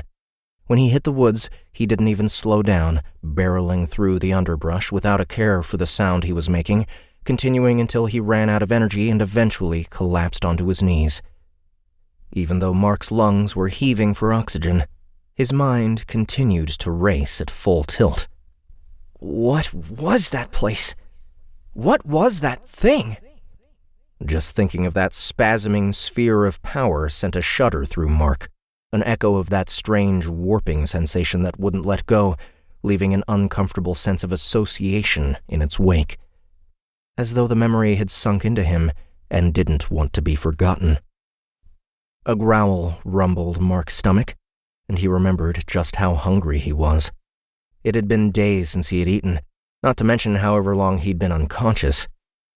Still, he felt like he should be hungrier than he was. His mouth was tacky, too, a product of his thirst, but not as overwhelming as it should have been.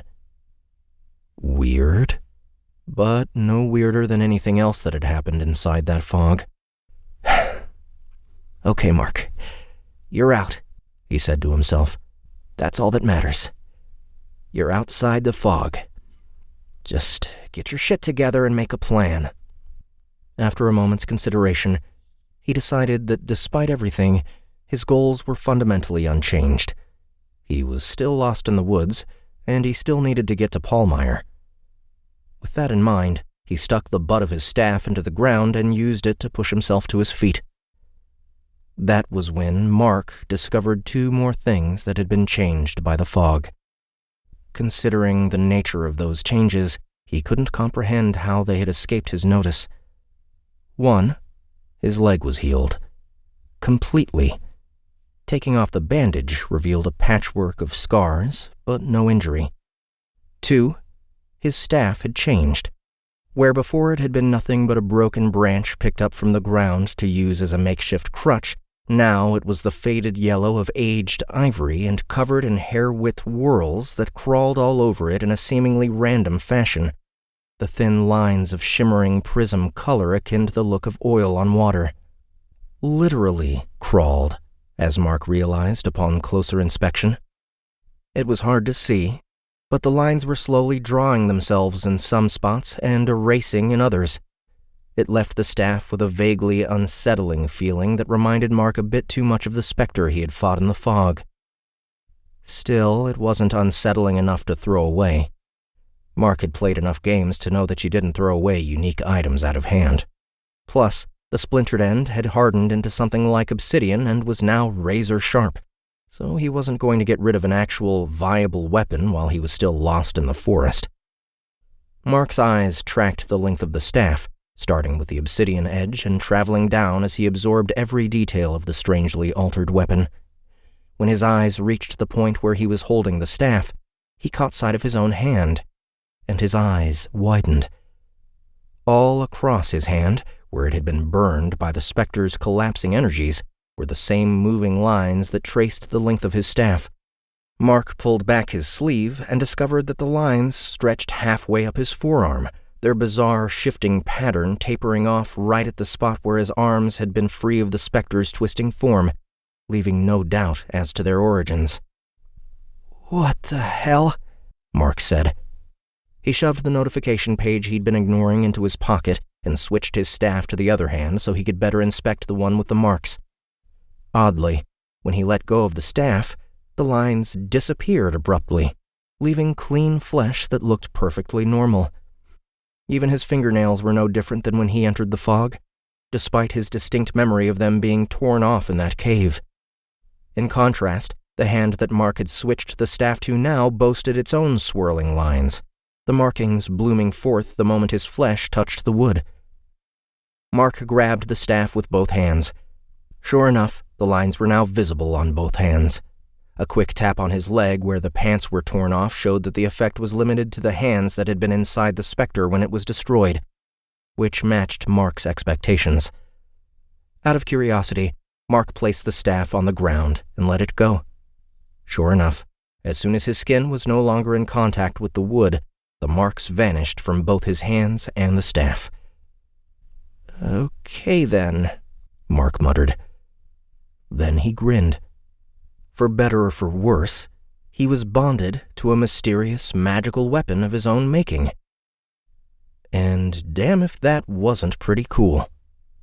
With everything else settled, Mark was ready to cope with whatever was written on the note that had appeared following his emergence from the fog. Come to think of it, Mark couldn't recall seeing any notifications whatsoever when he was in there. Now, full of curiosity, Mark pulled the crumpled paper out of his pocket and flattened it out so he could read it. It was immediately clear that this wasn't like the other notes he had received. Emergency notification. What were you thinking? What were you thinking going into that fog? And then you got out? Are you some kind of lunatic savant? And then there's your tome. What the hell's happened in there? I've been doing this job for a long time, and that is some serious stat movement. What's worse is that I didn't even get to mock you as it happened. Now I'm stuck with no idea what went on in there, and your tome doesn't even have events properly logged. Oh, crap. You probably don't even know what stats changed. Fine, I'll give you a summary. Sense danger skill increased to level 4. Tier 0. Constitution +1. Endurance +2. Willpower +3. Luck +4. Footnote. Combat. Opponent undefined. No XP awarded. Footnote. 100 XP earned. Cumulative. Luck footnote. Don't get too excited about that luck score. Yes, it went up an insane amount, but there's something weird about it. Verna made me tell you it's a bit funky, so don't get cocky about risk-taking. Opponent undefined footnote. I have no idea what this line means. I guess you fought something and might have won? Congratulations? Yeah, and there's one more surprise you should know about. Hint, it's not a puppy. Check your stat sheet. Mark looked up from the piece of paper in shock. The fog had been bad, but if the seemingly all-powerful people who had sent him here were worried, that was trouble. Opening his tome, Mark looked up his stat sheet. Mark Sullivan. Renown, level 6. Martum. Species, human. Age, 20. Experience, 5,400. Experience to next level, 2,000. Base attributes. Strength, 19. Constitution, 19. Endurance, 18. Dexterity, 18. Willpower, 19. Intelligence, 16. Charisma, 14. Luck, 13. Average, 17. The changes represented a huge improvement over when Mark first arrived, but one difference stood out from the rest. Martum? Mark said. What the hell kind of class is that? A new page appeared in front of Mark's face. New class alert. Martum. Look, half the fun of this job is trash-talking you mortals, but this isn't the time. You just had a class imposed on you by one of the primal forces. That is very much not okay. Unfortunately, there is only one primal force in existence that is immune to punishment from the Eternals, which is exactly why everyone has stayed the hell away from that fog for 1,000 years. But not you. No, you decided to run straight for it like the brilliant asshat you are. We have no idea why you ended up with a class instead of a horrible death, but since you did, you're pretty much stuck with it. Enjoy Arenia. You are now capable of God's only know-what. Special abilities have probably been granted? Seriously, we have no idea. This primal is a real jerk and we never know what it's going to do. Which makes sense, I guess. You'll be getting some, and I really hate doing this, compensation down the road. You got seriously jobbed here, and if we can't punish the one who did it, we can at least give you a little something for your troubles. Class quest. What the hell are you? Part 1. Here, have a quest. Let us know what you find out. Quest completion criteria. This is one of those you'll know it when you see it kind of situations. Reward for success, XP. Knowledge of your class. Penalty for failure, live an ignominious life and then die in obscurity. Quest automatically accepted. In all his years playing fantasy games, Mark had never heard of a class called a Martum. Was it a spellcaster? That seemed likely, considering he'd just been pulled backwards into a glowing ball of rainbow energy. Except that his tome didn't show mana, Or even spells, for that matter. How was he supposed to interact with a system when he didn't know anything about how it worked? Mark ran a hand over his face and massaged his temples. What the hell was going on? Was anything going to go right on this godforsaken planet? And now that this had happened, what could he do about it? The answer, as had universally been the case since Mark arrived, was nothing. Not a damn thing. Here he was, living the greatest adventure of his life, and he was a passenger. The only choice he had was to walk forward or lay down and die. Mark burst into a chuckle and shook his head. That was the way of it, wasn't it? In a way, it made everything easier. 2 options, which made it an easy choice. Mark accepted the quest, got up, brushed himself off, and headed deeper into the forest. Unlike when Mark first landed on Arenia, this time he was able to get a feel for the deep, green, loamy forest around him. It smelled fresh, full of oxygen, and it occurred to Mark that maybe Arenia wasn't full of wall-to-wall enemies after all. He had landed with a luck score of 8. No wonder he had been attacked non-stop. With his luck nearly doubling to 13, perhaps he would actually be able to hike unmolested for a while. One more undeniable observation was just how amazing it felt to have 2 functioning legs. In light of the changes to Mark's staff and his weird new class, Mark's mysteriously healed leg seemed almost a footnote. In reality, it had a far more immediate impact. Without that healed leg, Mark would be struggling his way through the forest instead of walking deliberately, analyzing his surroundings for enemies and information with every step. That led to the observation that this stretch of the forest looked different from where he had spawned. It was younger, with more gaps in the canopy.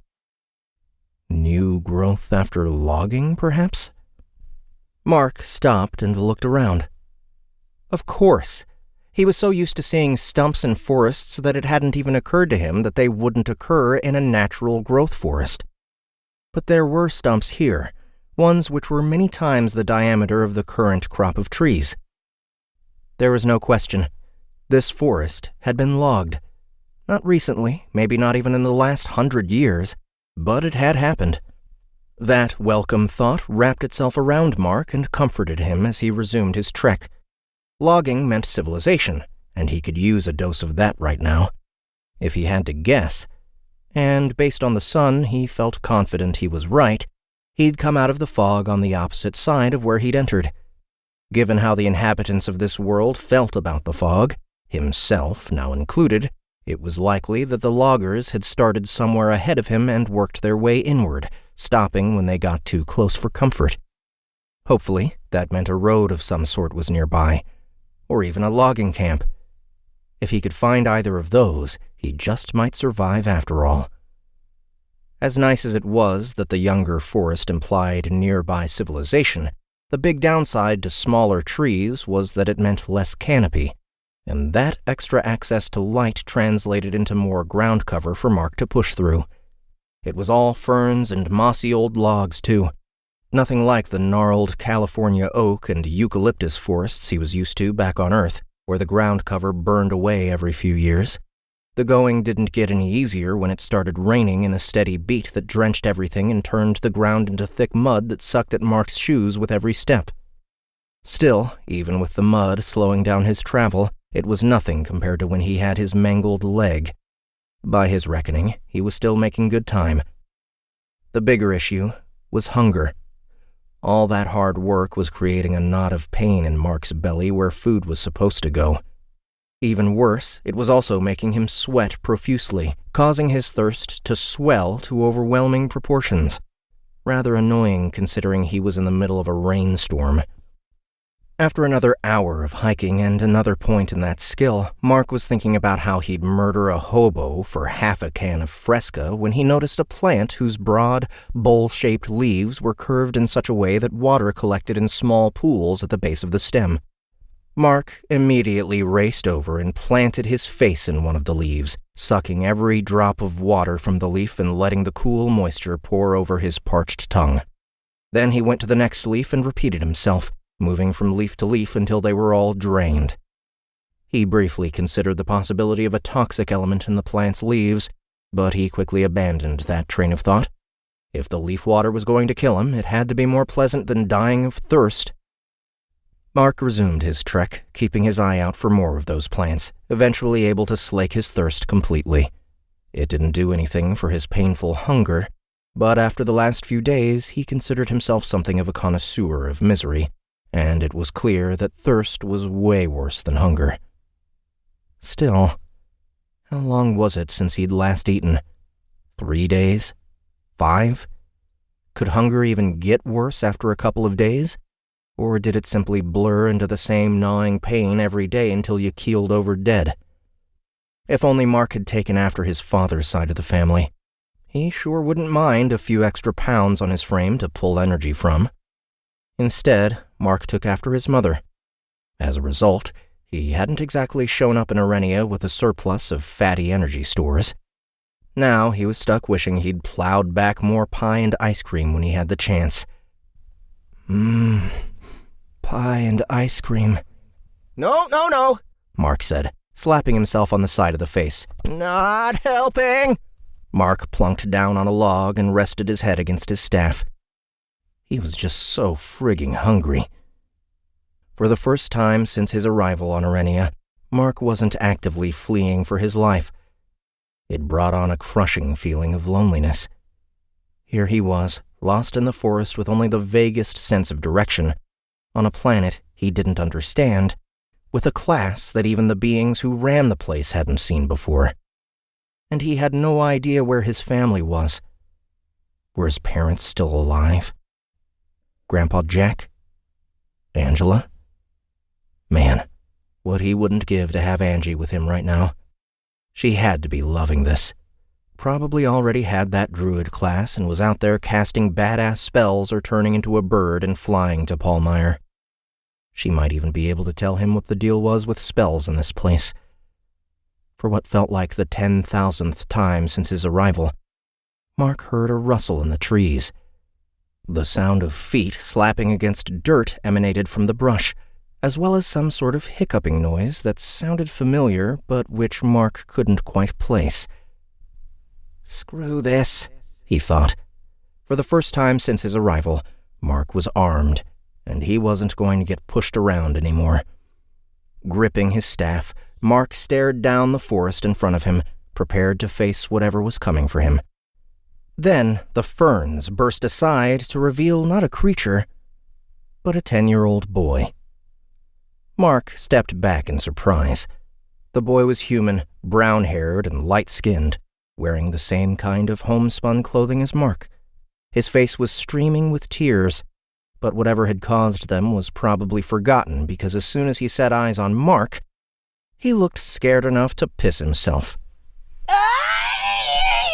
The boy screamed, his pitch custom-made to destroy eardrums. The kid turned and sprinted away from Mark, undergrowth crunching in his wake. Wait! Mark called out as he raced to follow. Voices shouted in the distance in response to the child's scream, both panicked and angry in equal measure. Boy, where are you? A man shouted in the distance. Follow my voice, lad. Come here. There's a monster da! The boy shouted from up ahead. The voices of the boy and his father gave Mark a clear indication of their location, but it dawned on Mark that chasing the man's son out of the bushes was probably not the ideal first impression if Mark wanted these people's help. Forcing himself to a stop, Mark took a deep breath. He needed to play this right. Intelligence +1. See, resisting the urge to hurl yourself into danger is the right move sometimes. A woman's voice could be heard on the other side of the trees. Gavin! She cried. I'm sorry, Mum. I won't run away again. You'd better not. The man roared, although there was more than a little fear in his voice. You could have been killed. Now, what did you see? It was right, the boy cried. Nate said they came out of the fog to eat travellers when they pee. Nate's never left Paulmeyer, lad. That's foolish. But his dad... His dad's never left Paulmeyer neither.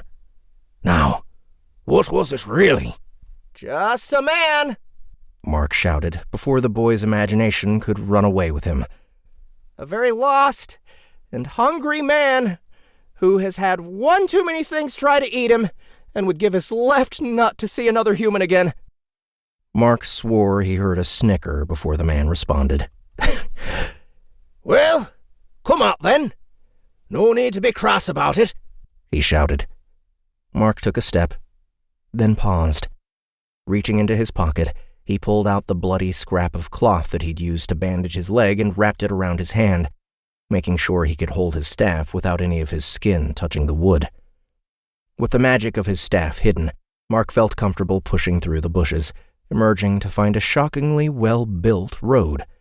It was constructed of well-fit cobblestones, despite being far from any apparent towns, and was wide enough for 2 carriages with room to spare.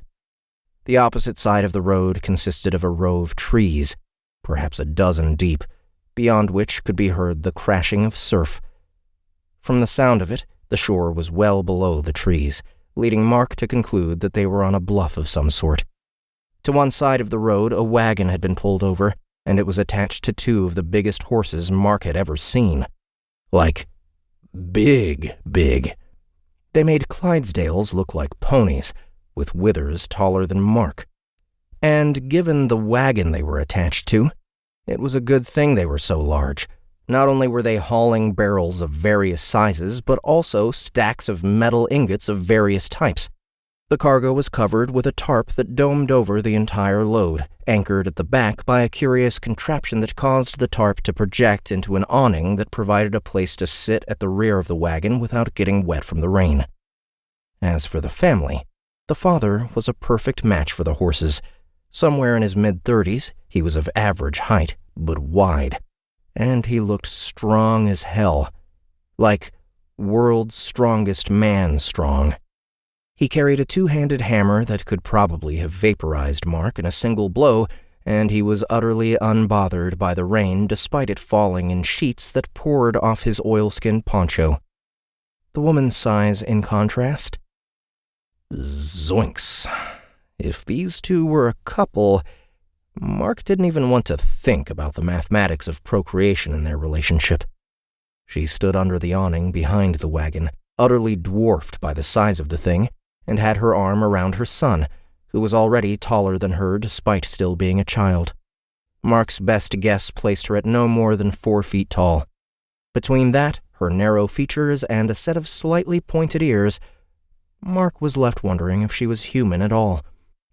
He hoped so, because she was staring at him with such intense anger that Mark was growing worried that she was about to reduce him to ashes with a thought. "Gods, lad," the man said, pulling Mark's attention to him. "You're a sight, ain't you? What are you doing in those woods? Damned close to the fog to be wandering about." "It, wasn't by choice," Mark said, realizing that "I came from another planet" probably wasn't an ideal explanation. He decided to wing it. "I was on a class quest," Mark said, hoping the last message he'd received was part of a universal pattern in this world. "I had to go into the forest for something, and, well, let's just say it didn't end up how I'd hoped." That seemed the right thing to say because the woman's face bloomed with sympathy. "Oh, you poor dear," she said. "What kind of sadistic class sends a singled into the forests of the fog coast on their own? If the mists had rolled in, you might have wandered into the mad fog itself." "Now there, Rosie," the man said. "You know not to be asking a man about his class path. Whatever it was, I'm sure he realizes it ain't worth it and will avoid such foolishness in the future." He glared at Mark with an expression that left no questions about his own thoughts on the matter. "Will I have to go into the forest when I'm level 6, Da?" the boy said, his voice fearful. "Of course not. A blacksmith does his quests in the forge, not the forest." He grimaced. "I wouldn't want any class that forced me into forests like these. They're a nasty place, infected with wraiths and carrots. Whole packs of them." "I thought you said wraiths weren't real," the boy exclaimed. "'Cause I didn't want you sleeping in our bed for the next month," the man said. "But—" "Don't worry your head, Gavin. You'll be fine," the man said. He looked at Mark. "You'll be wanting a ride then, I'm guessing. If so, I'd like to know your name." "Mark," Mark said immediately, his voice full of gratitude.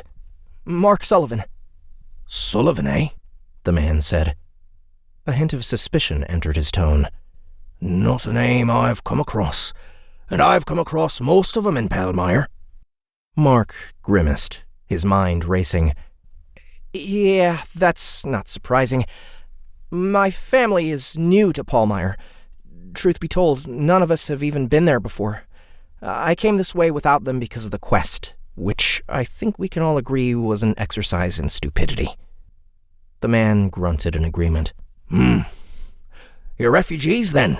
The man said. No, nothing like that, Mark said, although it was something to make a note of. Refugees meant bad things happening elsewhere in the world. He'd need to make it a priority to get abreast of local events. We just found ourselves in a situation where moving on would be better for everyone. Can't say that surprises me, Rosie said. Lots of folks come to Palmyre if they find themselves out of work elsewhere. Probably even seemed like a good idea at the time. She was about to say something else, but her husband waved her off. Now, there, dear, he'll find out soon enough. As for you, lad, you look like you could— Enough with the questions, Darius, Rosie said, patting Mark on the back. Let's get you in the wagon and give you a bite to eat. That's what I was about to say, Darius shouted. Well, you didn't say it fast enough, she shouted back, whacking Darius in the leg even though she had a twinkle in her eye. Lad, you climb into the back of the wagon. I'll see what we can share. Mark smiled in thanks and headed to the back of the wagon, only to stop in his tracks when he discovered that the massive size of the wagon meant that the tail was at eyebrow level. How in the hell was he supposed to climb up? There weren't even any ladders Mark could see, so he either had to make it up on his own or ask for a boost. But Rosie had specifically said to climb up, and the last thing he wanted was to seem like an incompetent burden on these people. With a grim frown of determination, Mark tossed his staff onto the ledge and jumped up, flinging his arms over the ledge, barely managing to stop himself from sliding right back onto the ground. Now dangling with his chin on the back of the wagon and his arms outstretched on the rough wood, Mark's legs flailed wildly as he tried to swing a foot up onto the ledge. It wasn't easy, but Mark eventually managed to get his right foot on the wagon tail. He pushed with the foot and was able to get almost all the way up, but his body wanted to swing under the wagon tail when he got to the lip, so he adapted by mashing his face into the wood and basically log-rolling the rest of the way onto the hard platform, flopping onto his back and panting wildly. You don't look well, Rosie said, sitting calmly beside Mark's head. He sat up in surprise at her presence, just in time to see Gavin swing down a small ladder that was mounted to the side of the wagon before scampering up beside her. Son of a— How long has it been since you've eaten? Rosie asked, sparking Mark out of his reverie. Mark grimaced. For maybe 5 days, he said. Could be more. I was, unconscious for a bit of it. The woman sucked air through her teeth. 5 days? She dug around in one of the crates and pulled out a small hunk of cheese and some bread. Eat this. Not too fast, mind you. Otherwise you'll just throw it up. We've got some ale here as well to wash it down. Mark smiled thankfully and took the food. Unable to help himself, he immediately ripped a huge chunk of bread off with his teeth, only to receive a hard slap to the back of the head for his efforts. What did I just say? Rosie snapped. It's our food. You want to eat it? You eat it like I tell you. Yes, ma'am, Mark said sheepishly. She smiled and nodded. That's more like it. She nodded to her husband, and he disappeared around the side of the wagon. There was a brief tilt to the vehicle as the large man climbed into the driver's seat. Then the wagon started moving. It couldn't have been very comfortable for him up there in the rain, but he hadn't seemed bothered by it earlier. It probably helped that the wagon wasn't being slowed down by the rain, thanks to the Roman-quality road they were on. It would have been murder trying to get a wagon like this down a dirt road in these kinds of conditions. The place would be a mud ball. The child tapped Mark on the shoulder. I'm Gavin, the boy said. I'm 6 years old. I'll be 7 next month. Mark's eyes widened.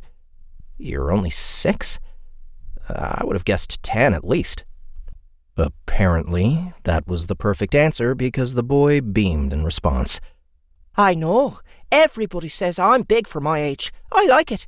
You have to be big to get the blacksmith class so you can use a hammer all day. And if I'm big, then I can have a big successful business with my dad and we can work together until we both die and turn into worms.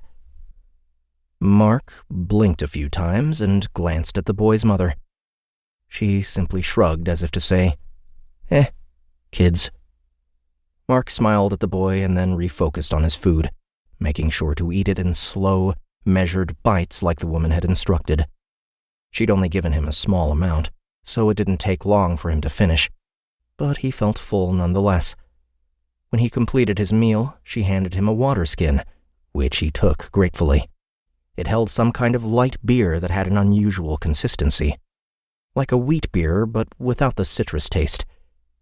It was okay, but would take some getting used to, and Mark figured he'd have to do just that. Given the somewhat medieval nature of this world, a beer like this was probably what they drank instead of water. Oh well, no matter how it tasted, a beer for breakfast was better than dysentery for dinner. Mark smiled at Rosie and Gavin when he finished his meal. "Thank you very much," he said, "for the food and the ride. I honestly don't know what would have happened if I hadn't run across you." Rosie smiled at him kindly. That's okay. It's not an easy world out there. Us peasant folk, we stick together. She slapped him on the knee and continued.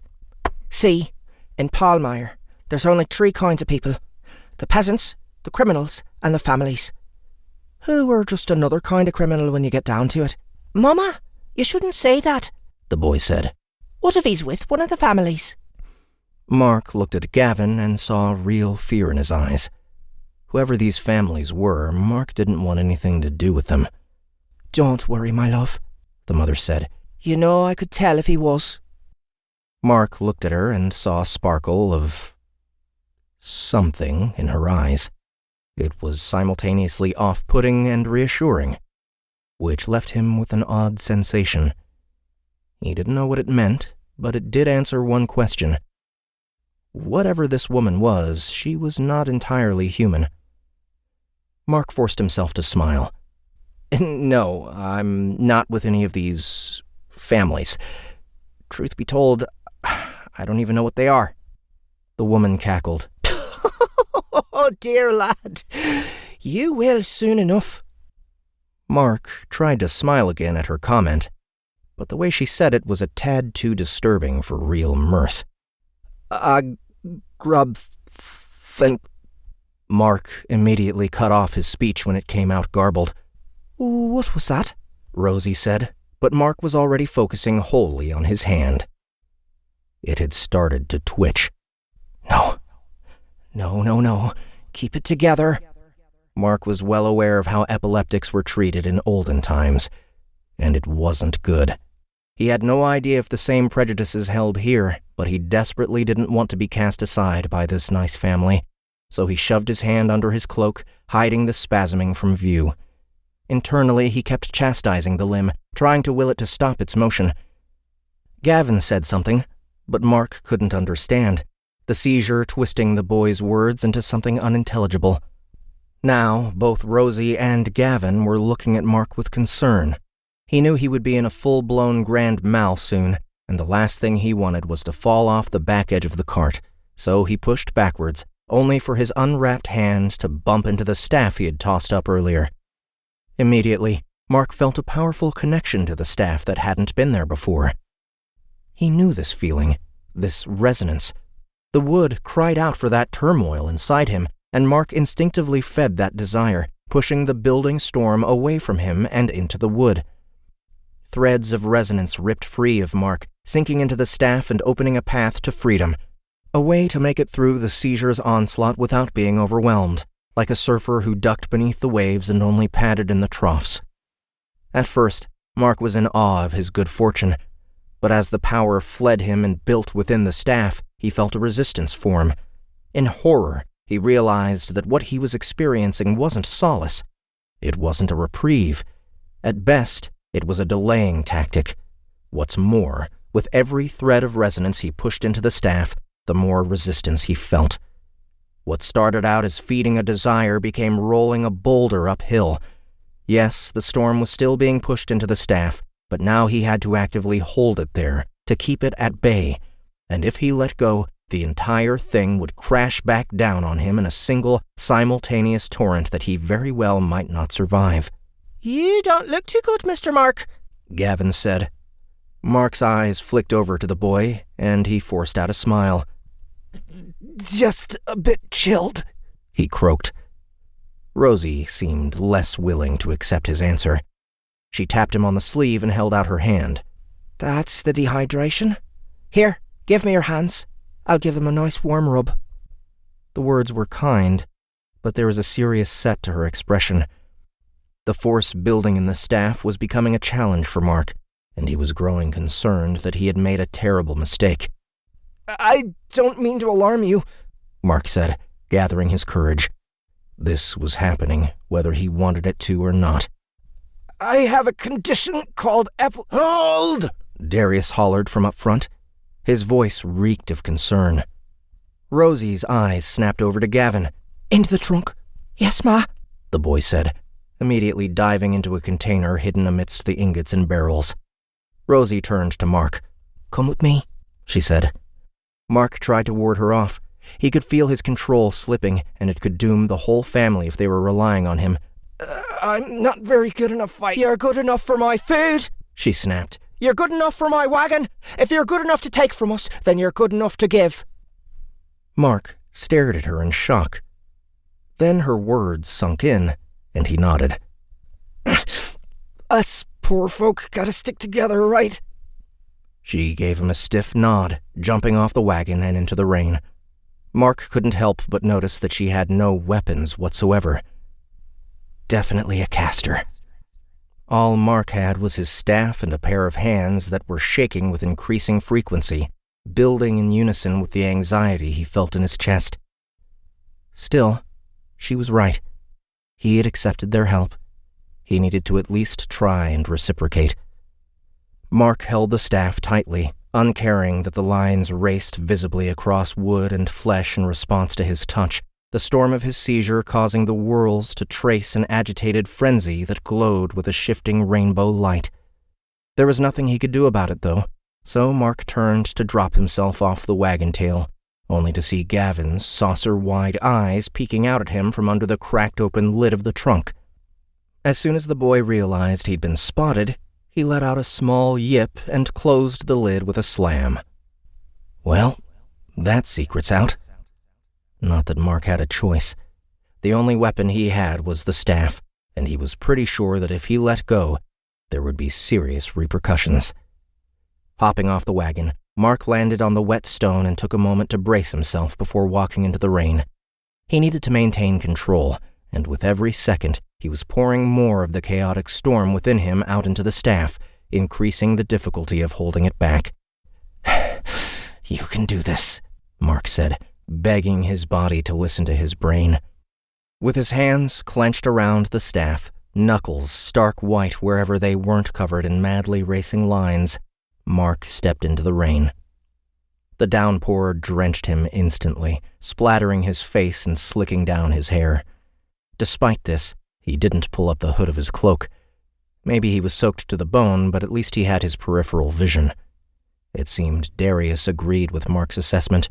When he stepped around the back of the wagon, the man had his hood down as well, his head scanning intently up and down the road. When he saw Mark, he nodded, though his eyebrows pursed together when Mark spasmed and dropped to a knee in the middle of the road.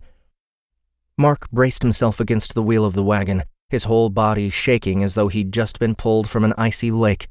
He stared down at the road beneath his feet, at the drops of rain impacting the puddles and the cracks between the cobblestones. "Back on your goddamn feet!"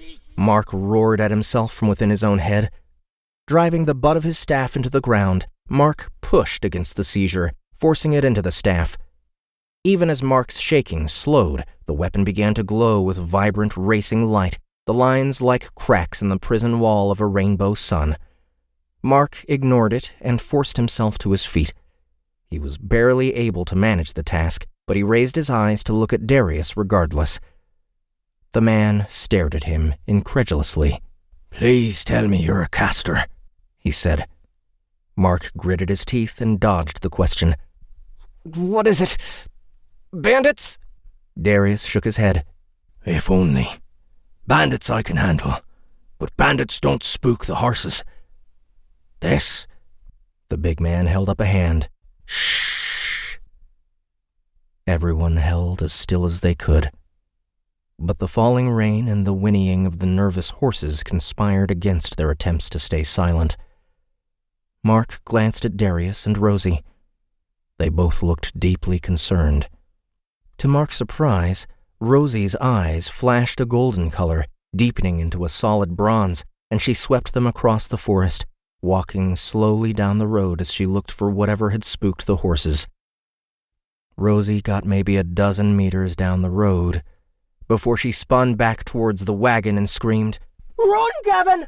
The road exploded in a bloom of cobblestones that ricocheted off an opaque golden shield that suddenly appeared around Rosie, crashing down around her in gigantic thuds that would have smashed the wagon to bits if Darius had continued any farther down the road. The state of the wagon was hardly their greatest concern, though, as everyone realized when it became apparent that the explosion in the road was not a blast, but the result of a creature bursting from beneath the stones. And the thing that emerged was an utter nightmare. White and hairless, it had the body of a spider so gigantic that it rivaled the horses. Adding to the horror of the thing was the fact that instead of a head, there was the upper body of an enormously muscled, pale man, covered in slabs of carapace armor and with forearms that terminated in vicious, metallic-looking meter-long blades. He had no eyes, and his mouth hung slack and loose in a manner that suggested whatever intelligence might have once existed in this beast, it had long since fled.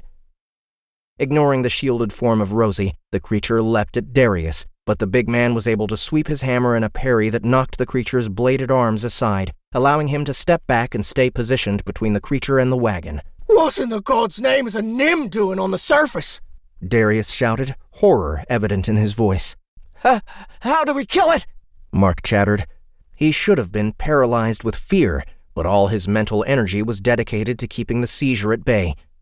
The opaque golden shield that had surrounded Rosie burst apart in a flash of brilliant light.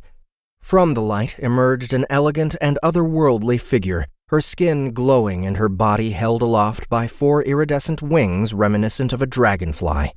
Much larger than Rosie, this form was closer to Mark's height, albeit with a length of limb and ageless appearance that made human comparables seem foolish. We don't kill it, my boy, Rosie said in a voice that had taken on an otherworldly aura, full of high and low notes that echoed together in a harmonic chorus. Her hands began weaving a complex pattern that spawned an orb of silver between them, beginning as a loose conglomeration of light, but which soon condensed into a ball of raw power. This is not a fight for our survival. The best we can hope is to delay the Nim long enough for Gavin to get away. Thrusting her hands forward, the ball of silver flew at the creature, impacting it with a crackling of power that blasted the Nim backwards along the road. The creature slid to a stop some 5 meters away, but otherwise seemed unhurt by the light as it flickered and died out. Rosie sighed.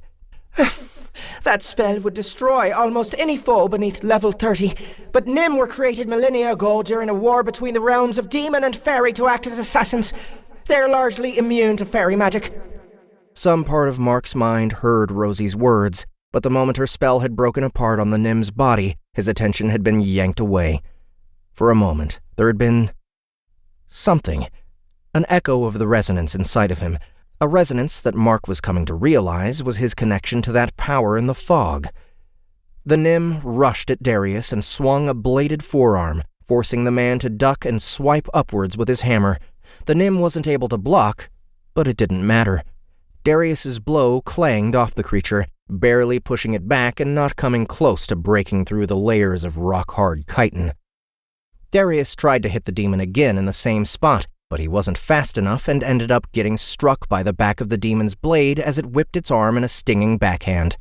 If it had been the sharp side of the blade, it might have cut Darius in two, but even without the edge, it was still enough to knock the burly man off his feet and send him sliding across the cobblestones. Mark tried to follow the ebb and flow of the battle as it progressed, but his mind was now in an incoherent haze. He was losing his fight against the seizure, and the massive storm tied up in his staff had become too much to bear.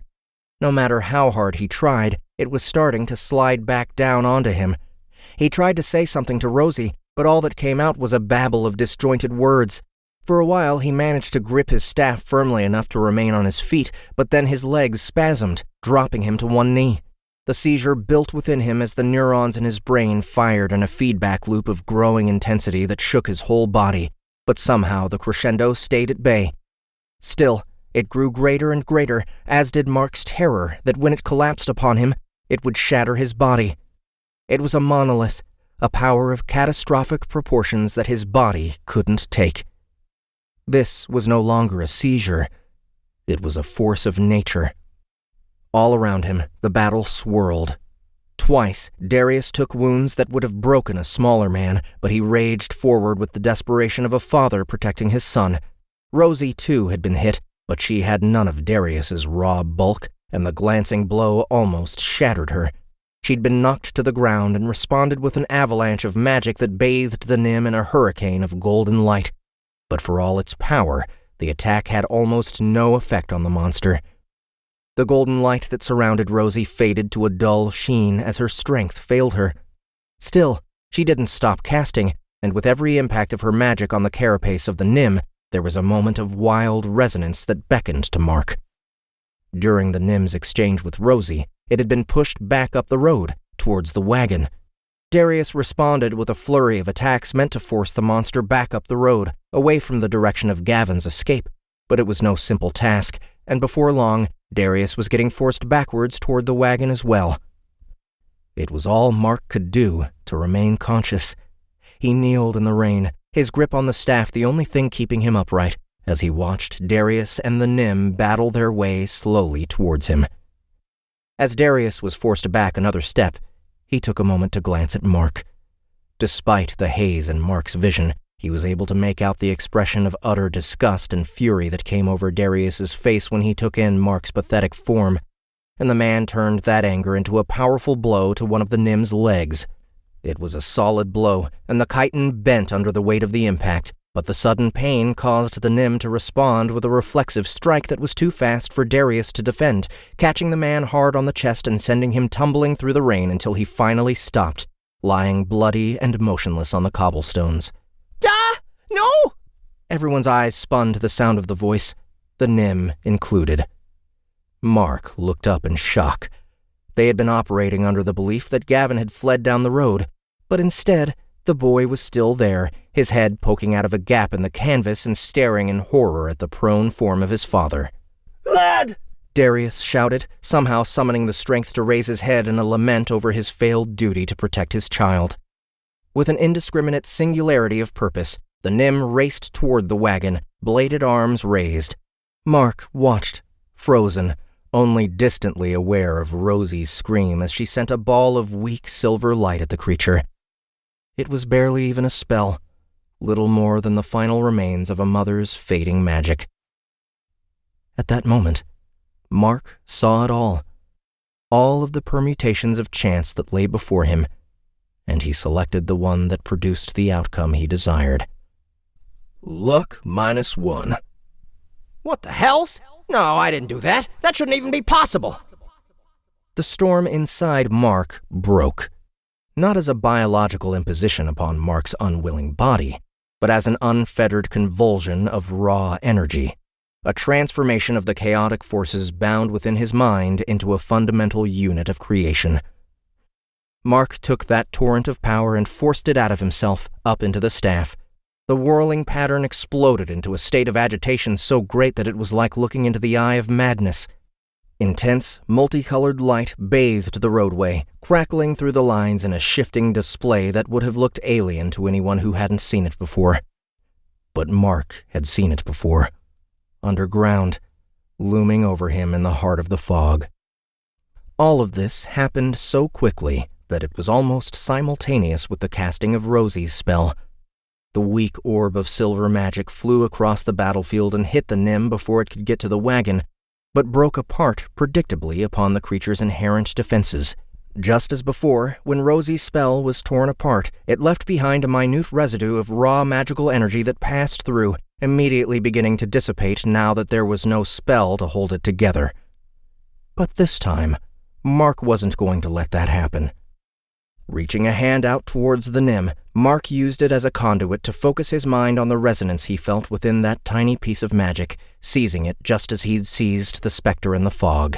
Then, with a flexing of one hand into a fist, he forced a connection between Rosie's ball of fading magic and the raging power surging within him and his staff. The world stopped moving. Normally, the Nim's magical defenses were almost unparalleled, and while there was no way to say how well those natural defenses might have weathered Mark's attack had it been cast as a mere spell, the manner of Mark's assault rendered the question irrelevant. By seizing on the broken remains of Rosie's spell after they had passed through the Nim's defenses, Mark's attack effectively bypassed those defenses entirely, and to devastating consequences. A torrent of energy flooded out of Mark as the world leapt back into action. Every twitch, every shake, every misfiring nerve evaporated as the roiling seizure of force escaped through that connection, pouring from his staff and body, through his now glowing, whirl-encrusted fist, and into that tiny mote of dissipating magic, causing it to explode into a surge of force so powerful that it was incomprehensible to Mark, and catastrophic to the Nim. The Nim's race towards the wagon halted as its limbs suddenly shook and spasmed, the actions of the muscles magnified to proportions far beyond the scope of a normal seizure. Its bladed arms lashed around wildly, slicing through its own body as they flailed, even cutting one of its legs so viciously that it severed the limb completely, sending red blood spurting across the white, furry carapace.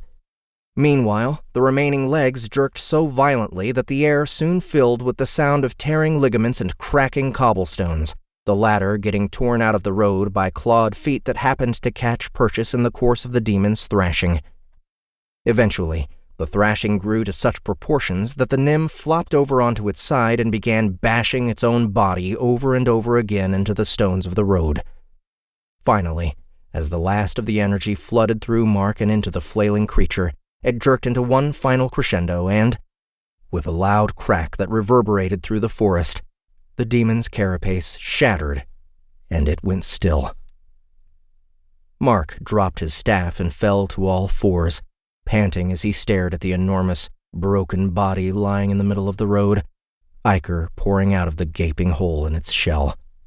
You have slain a level 23 adult deep Nim. Are you kidding me with this? 13,500 XP earned. Renown level up. Level 7 achieved. Renown level up. Level 8 achieved. Renown level up. Level 10 achieved. XP 19,250. XP to next renown 3,050. Wow-wee, Mr. Mark, Gavin said from the wagon above him. Could you teach me how to do that? I've almost the same renown as you. Mark snatched the notification page that had just appeared out of the air. Not anymore, he said. He looked up to see a now normal-looking Rosie staring at him in wide-eyed shock.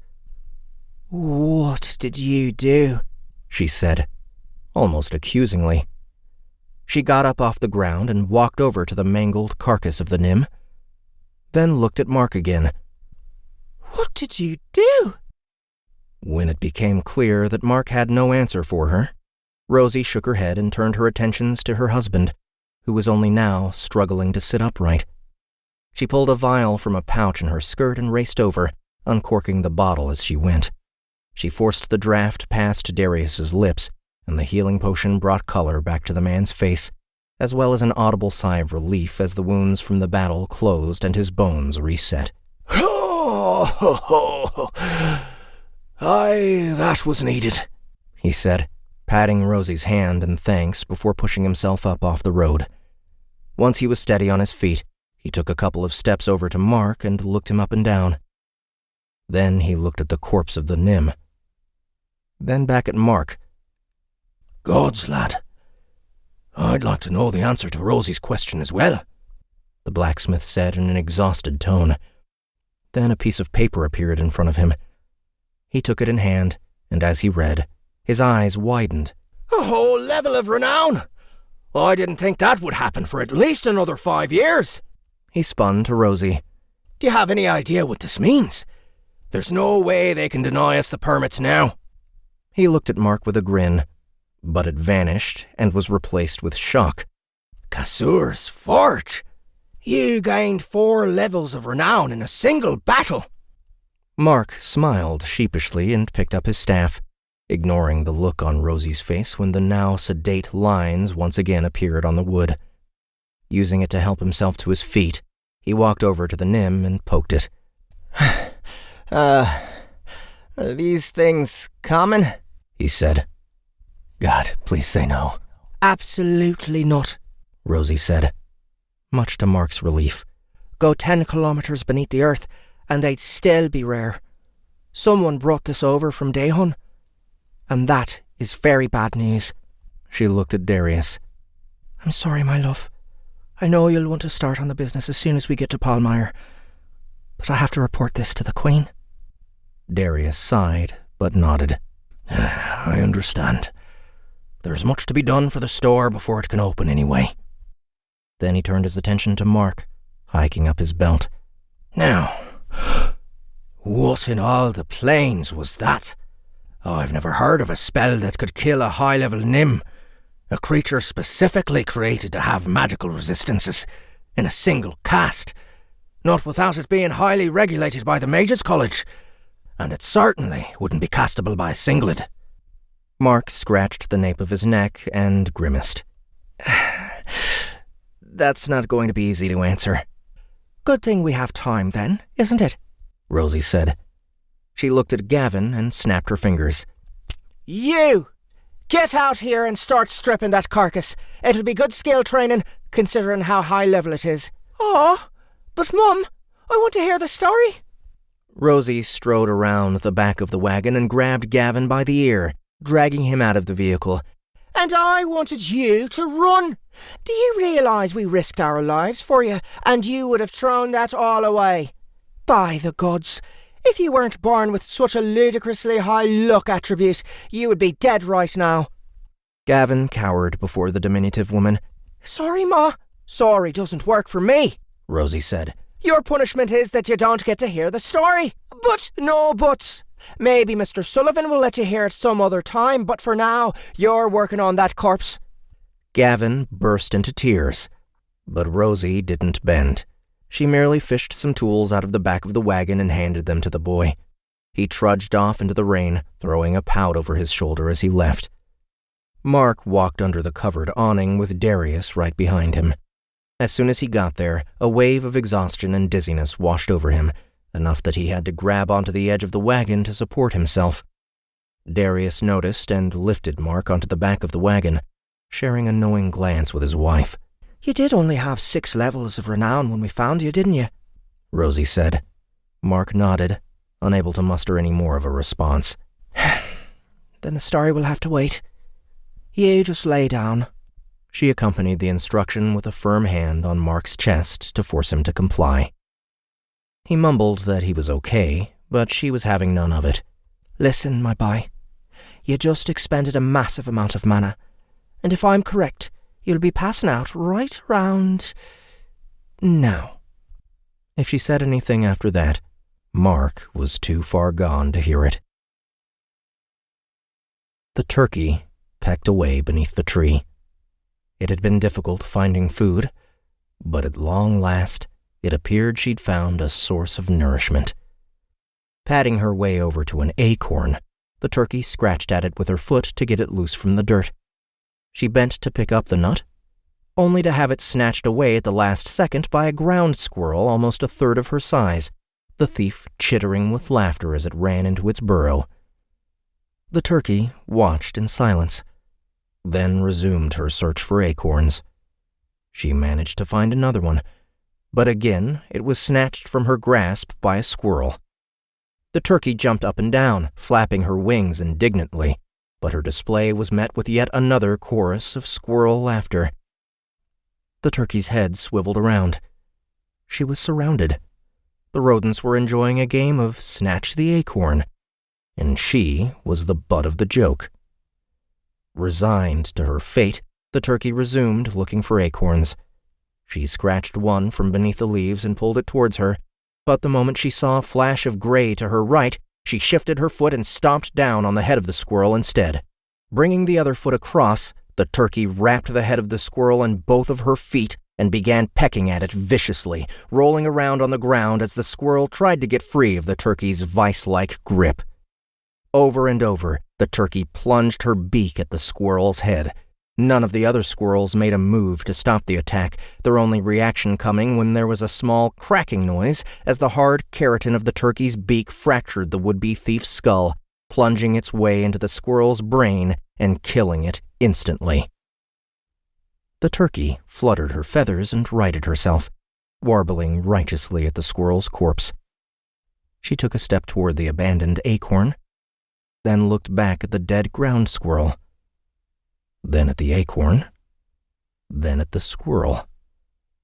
Hopping over to the corpse, the turkey grabbed the squirrel by the head and tossed her neck back, shaking and bobbing to get it oriented correctly. Once the squirrel's body was positioned, she swallowed the large animal whole, jerking her head up and down to get it into her stomach before it choked her to death. A piece of worn newsprint appeared, text rapidly squiggling into existence on its surface. Animal growth process. Not permitted. Edge case scenario remains unresolved. Escalating to management. Admin Carl. No, I'm here! Don't contact management, blast it! How do I turn off this microphone? Microphone equals off. Microphone equals on. Admin Carl. There we go. Quite the sticky button, I'd say. Edge case scenario unresolved.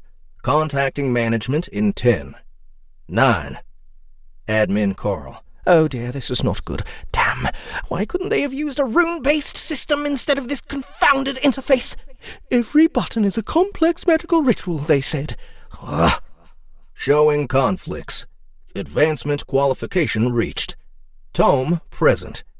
Enact tome progression. Failed. Non-sentient species. Enact animal growth progression. Failed. Tome present. Target is legend. Advancement mandatory. Conflict must be resolved. Contacting management in 8. 7. Admin Carl. How am I possibly supposed to fix that? Let's see. Species alteration failed. Base identity cannot be modified. Target is legend. Advancement mandatory. Contacting management in 6. 5. Admin Carl. If I can't change the species or the tome, how in the blazes is this damn turkey supposed to advance? The only thing both animals and legends can do is... Oh dear. That's probably not a good idea. Contacting management in 4. 3. Admin Carl. I mean, maybe it would be okay. Contacting management in 2. 1. Admin Carl. Ah! Operator input received. Tome progression equals evolution progression. Animal growth progression equals evolution progression. Caution. Evolution path undefined. May produce unusual results. Proceed, yes or no. Tome. Evolution path permitted. Animal. Evolution path permitted. Conflict resolved. Admin Carl. There. Whew, what a headache. Blasted thing will most likely be dead in a couple of hours anyway. The paper disappeared. An instant later, the turkey began jerking spasmodically, her feathers ruffling as she tried to get her body under control. It was no mean task, but when she did manage to calm herself, a rippling shimmer passed over her body, leaving behind a smoother, more compact appearance. Cool and collected once more, the turkey surveyed the clearing and noted that the squirrel colony was now staring at her warily. She walked towards one, but it darted underground, the sight of her now triggering the animal's predator reflex. The turkey nodded to herself. She'd have to come up with a strategy if she was going to catch more of these. Kicking the acorn aside, Turcoletta took 3 steps and leapt off the ground, the power of her wings lifting her into the trees for the first time in her life.